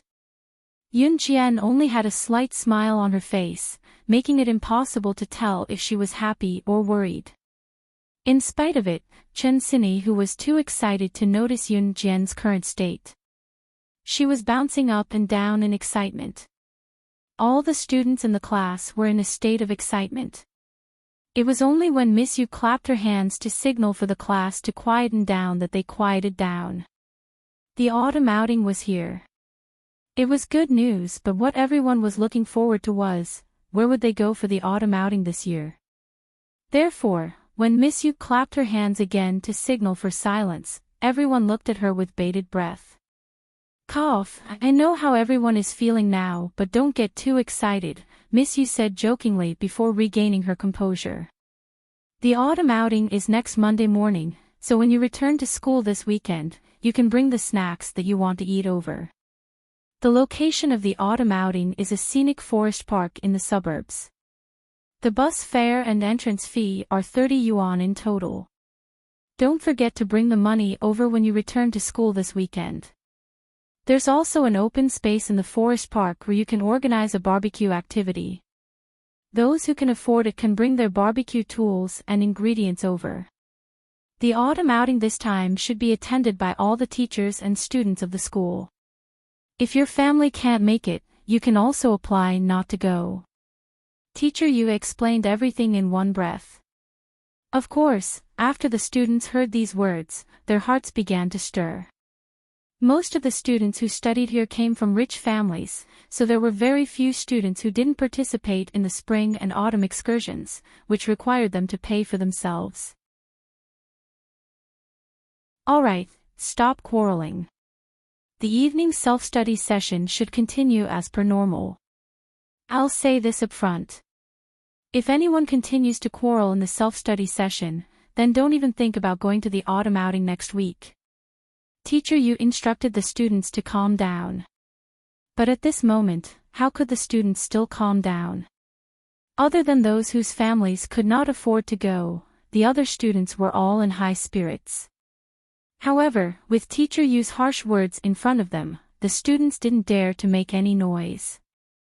Whoosh, Chen Xinyi, who was sitting in front of Yun Jian, suddenly threw a ball of paper to Yun Jian. If there was someone behind them, they would definitely see that Yun Jian's eyes were fixed on the textbook on the table. She stretched out her hand to catch the ball of paper without even looking at it.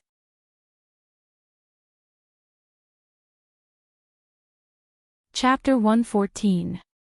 Yun Jian was automatically categorized as one of the students who had good grades but came from a poor family.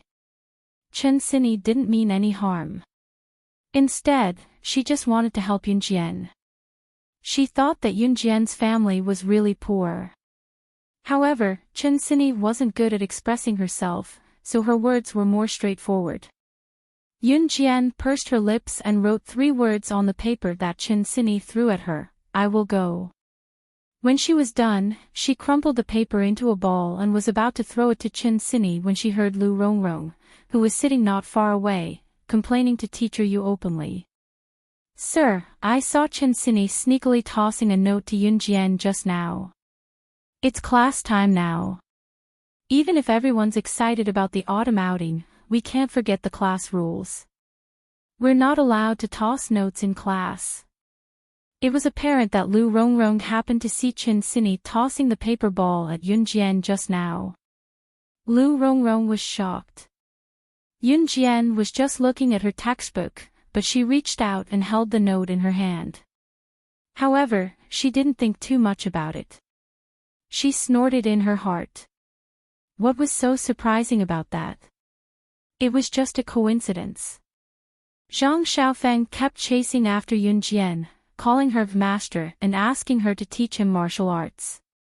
However, in Lu Rongrong's eyes, it was just Yun Jian's little trick to pretend to be cool. TSK, who was she trying to show off to? Although Teacher Yu was a newly appointed teacher who had just graduated from university, what she hated the most was the sneaky actions of her students during class. Therefore, when Lu Rongrong said that, Teacher Yu immediately walked over to Yun Jian. It's class time now, and you're passing notes. Do you still want to go to the autumn outing next week? Teacher Yu stood beside Yun Jian and Chen Xinyi and said aggressively. Teacher Yu was a very disciplined person.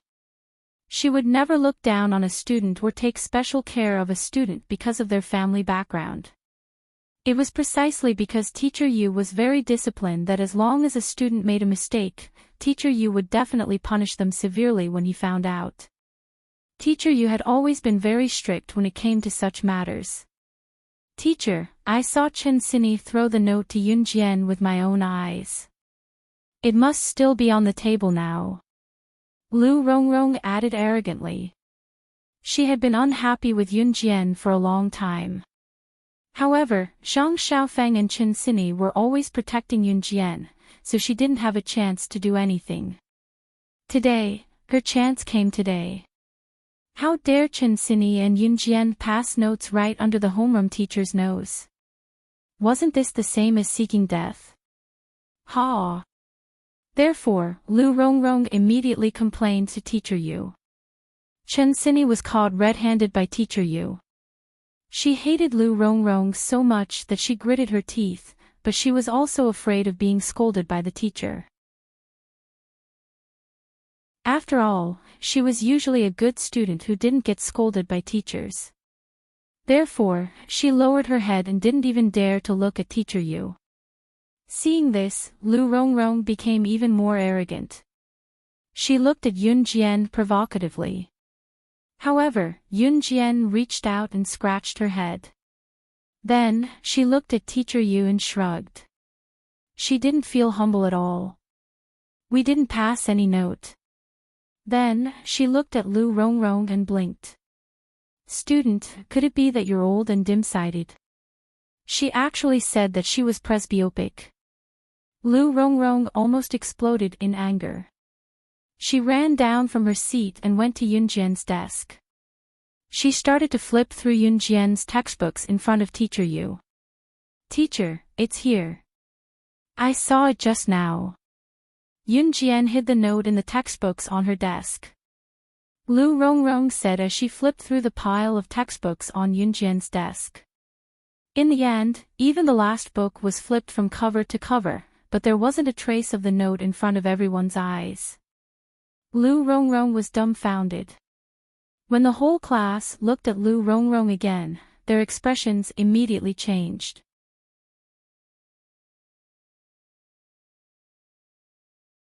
Chapter 115. Where's the note?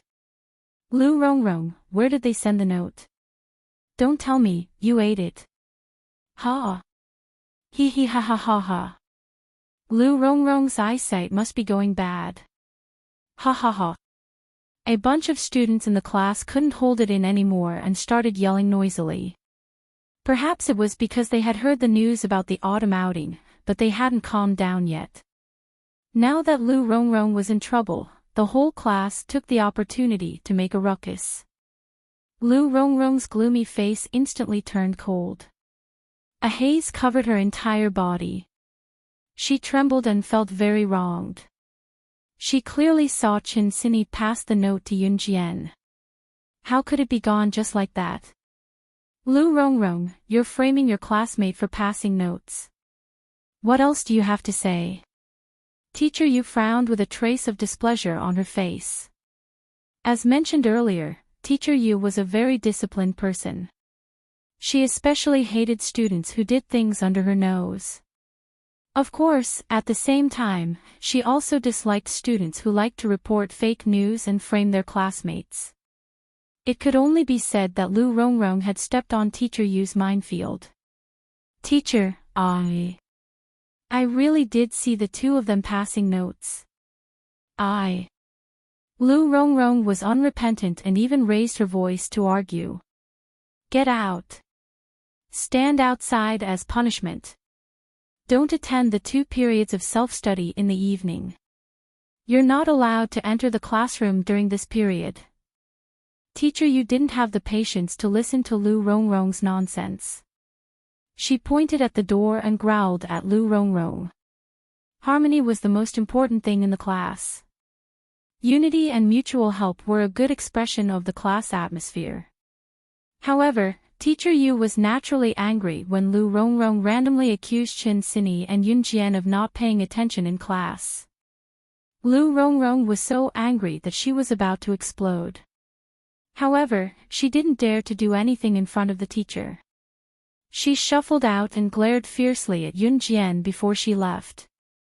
It was as if she was telling Yun Jian, this is not over. Yun Jian returned a smile, but it only made Lu Rongrong angrier. Okay, continue with your self-study. Teacher Yu waved her hand and walked away. The first period of self-study was over. Lu Rongrong was still standing outside the door as punishment. Teacher Yu had returned to the office. Many students in the class were active outside the classroom, so there were not many people inside.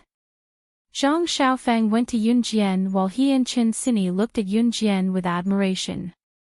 It was Chen Sini who asked softly, "Jian Jian, how did you manage to hide the note from the teacher's eyes?"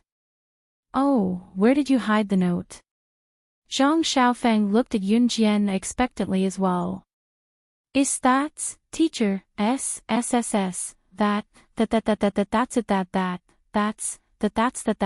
is have."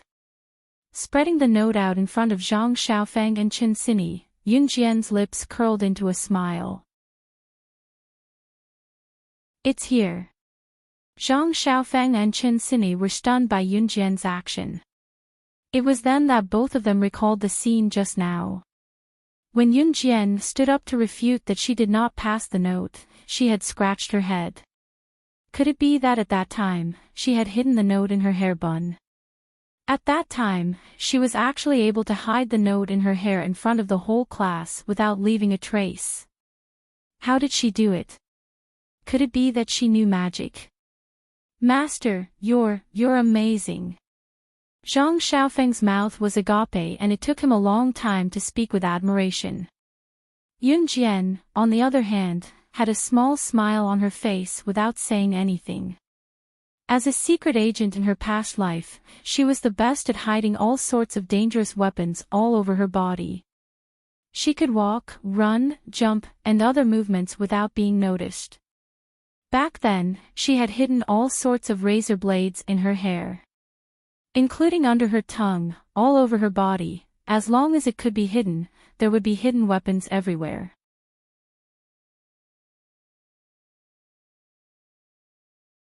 Chapter 116. Ha ha. Lu Rongrong was so smug just now and wanted to complain about us to the teacher. Humph, she's the one who's suffering now. She's asking for trouble and reaping what she sowed. Chen Sini snickered happily and gave Yun Jian a thumbs up. My Jian Jian is the best. Yun Jian squinted and returned a smile. Looking at the lively and adorable Chen Sini, she was reminded of Lu Fian who was still in Xinjiang town. Lu Fian was the first friend who treated her sincerely since her rebirth. She wondered if Lu Fian was doing well in Xinjiang town now. There was also the basketball team. They would meet again a year later. A week passed quickly. Yun Jian slept in class now. Due to her excellent results, the teachers did not bother with her. Perhaps when she had just been reborn a few days ago, she listened to the teacher in class without being distracted. Now, however, she could no longer listen attentively in class if she had to face the questions that she already knew with a youthful and hot-blooded attitude. When she returned home on Friday, Zhang Xiaofeng did not forget to remind Yun Jian, "Master, let's meet at the foot of Longtu Mountain tomorrow night. Remember, it's 6 in the evening. Don't be late." 6:00 was the start of the tournament. Yun Jian nodded and left the school gate with a backpack slung over her shoulder. She was not going home. Instead, she was going for a walk in Longmen City's suburbs. The evening sky was beautiful. The rosy clouds that reflected from the horizon cast a dim yellow hue over the land, like a girl who covered her face shyly, barely visible.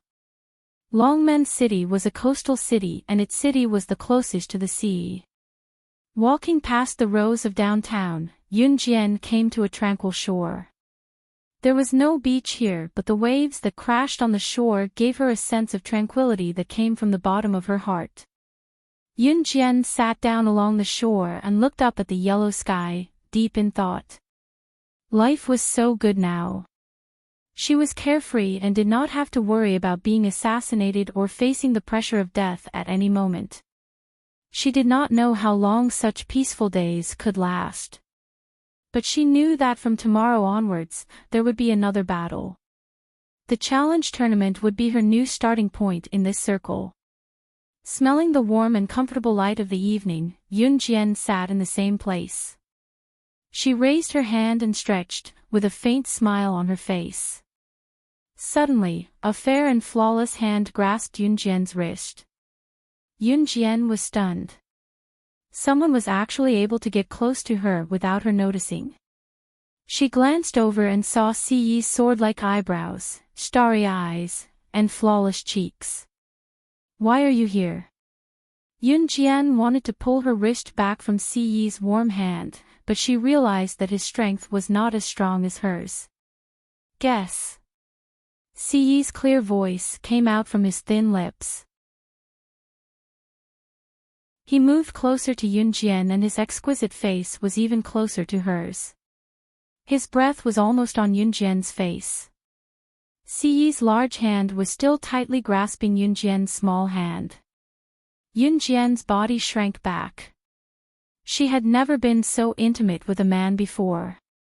She leaned back and tried even harder to break free. Siyi's large hand held onto her wrist firmly, causing Yunjian to frown slightly. "Let go first." Yunjian used her other hand to push his large hand away. "No." Siyi tightened his grip. Yunjian's small hand was very smooth and delicate. It was even better than the tender skin of a newborn baby. Yunjian pursed her red lips. She used her other hand to hit Siyi's head in an attempt to free his hand. However, Siyi did not let go. He held on to her wrist and tilted his head to the side to avoid her. At the same time, Yunjian stretched out her leg to kick Siyi's leg. However, Yunjian did not expect that Siyi would not let go. Instead, he pulled her into his embrace and the two of them rolled around the edge of the cliff. When they stopped, Siyi had one hand on Yunjian's wrist and the other hand on Yunjian's chest to guard against Yunjian's attack. At this moment, it just so happened to be on Yunjian's chest. On her chest. The two of them were also in a position where one of them was on top of the other. Neither of them had expected this to happen.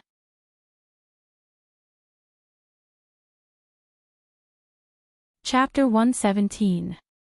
It was obvious that Siyi did not expect things to turn out this way. His earlobes flushed at the corners of his handsome face. Yunjian's body had developed very well. Although she was only 15 years old, her twin peaks were already slender and elegant. He could clearly feel the softness of the young girl's ample bosom. Yunjian's red lips widened. While Siyi was still in a daze, she smoothly pushed him away and stood up. Her heart skipped a beat, and an unknown feeling spread through her body. Yunjian stood up and walked away. Having lived 2 lives, she was fearless in battle and could kill without being noticed. However, this was the first time she had encountered something like this. She had only taken 2 steps when Siyi's tall figure blocked Yunjian's path. He tilted his head slightly, revealing his handsome face to Yunjian. His earlobes turned red, and he awkwardly said, "Ahem, sorry. I didn't do it on purpose." Yunjian slowly came back to her senses. Her rosy cheeks were unnatural. In the next second, she pretended as though nothing had happened and said to Siyi, "Why were you looking for me?" After interacting with him for the past few days, Yunjian could confirm that Siyi was the kind of person who wouldn't visit a temple for no reason.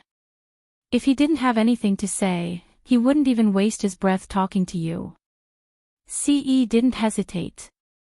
He immediately knitted his good-looking brows and moved his thin lips. "Come with me." Yunjian nodded. Thus, Yunjian followed Siyi to the side of the road. Siyi's personal Lamborghini was parked by the side of the road. Yunjian sat in the passenger seat of the Lamborghini. Siyi took out a box from the back seat and handed it to Yunjian. Yunjian's eyes widened when she saw it, and her eyelashes fluttered twice. A sandalwood box. Siyi narrowed his eyes as he observed Yunjian's every move. "You know about it?" Siyi asked suspiciously when he saw something strange in Yunjian's eyes. Yunjian was stunned. She turned her head and returned the sandalwood box to Siyi. She pretended as though this was the first time she had seen it. "What do I know?" I just thought that this box was very pretty. I didn't react in time. This box must be very expensive, right? She had almost exposed her emotions. The sandalwood box's influence on her was too great. This box was the cause of her rebirth. It was also the indirect cause of her brother's death. That was why she nearly lost control of her emotions when she saw the sandalwood box just now. But why did CE ask her such a question? Could it be that he could tell that she knew something about the sandalwood's way? CE narrowed his eyes. He stared at Yunjian for a while before he finally looked away and pretended not to notice anything. To prevent CE from getting suspicious, Yunjian asked him, "Hey, why are you asking me this?" Nothing." CE's eyes lit up. He pursed his lips and started the sports car. "I'll send you back." They didn't say a word until they reached home and returned to their respective rooms. However, it was obvious that both of them had their own thoughts. The next day was Saturday. As evening approached, Yunjian left home on time after she tidied herself up. At 6:00, she arrived at the foot of Longtu Mountain. From afar, she saw Zhang Xiaofeng standing on the spot and waving at her. When he saw Yunjian walking over, Zhang Xiaofeng waved at her and shouted at Yunjian, "Master, over here." Yunjian stood there and nodded at Zhang Xiaofeng and Chen Xinyi. It was only then that she saw a group of boys and girls standing beside Zhang Xiaofeng. They were all around their age. "This is my master, Yunjian." Zhang Xiaofeng proudly introduced Yunjian to the group of boys and girls. "Pfft, Xiaofeng, are you kidding me? This girl is your master. Do you really want to have her as your master? You're a man, yet you want to have a girl as your master. I feel embarrassed for you." A self-proclaimed fashionable boy with dyed blonde hair standing beside Zhang Xiaofeng said. This person was Zhang Xiaofeng's friend from his circle.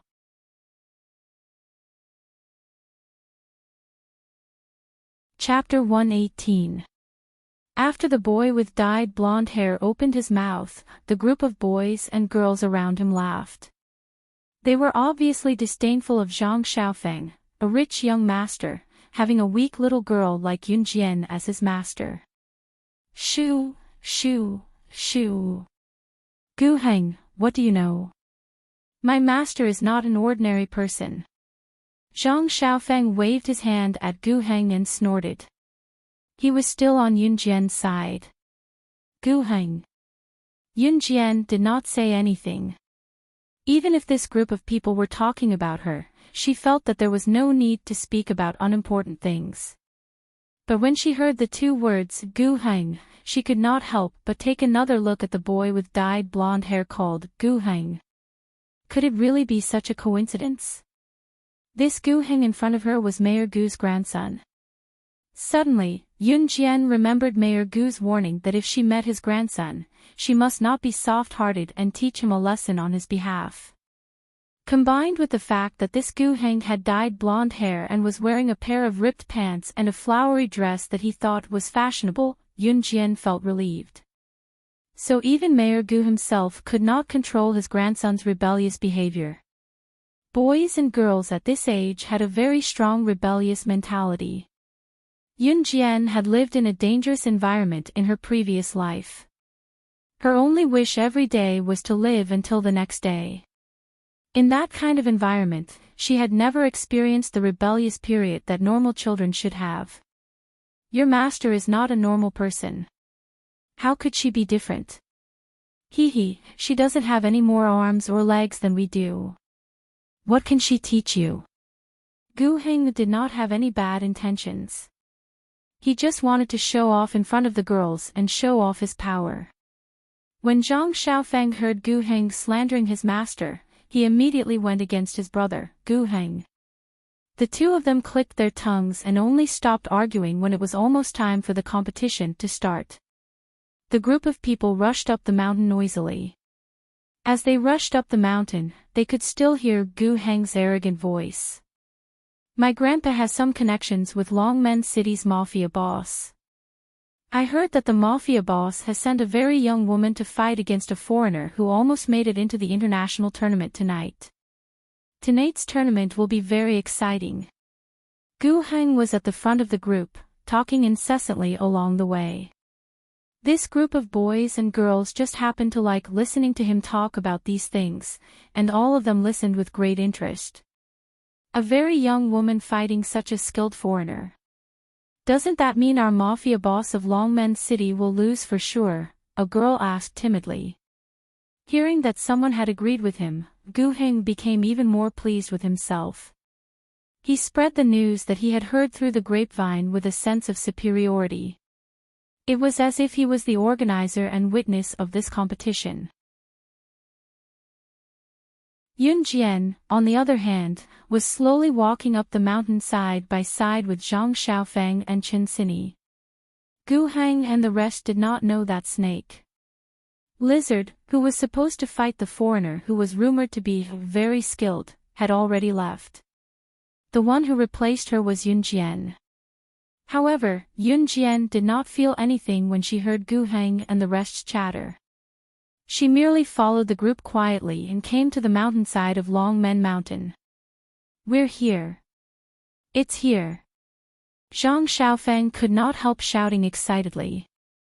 Right in front of them, a circular building that looked like a huge football field came into view. You're tuning into the LoveLore Library YouTube channel. We're so grateful for your support, and don't forget to subscribe to join us on this incredible journey through captivating stories. Your generosity through donations truly makes a world of difference, as it's the primary source of revenue that allows me to expand and enhance this channel for you. Thank you from the bottom of my heart for being a part of this adventure.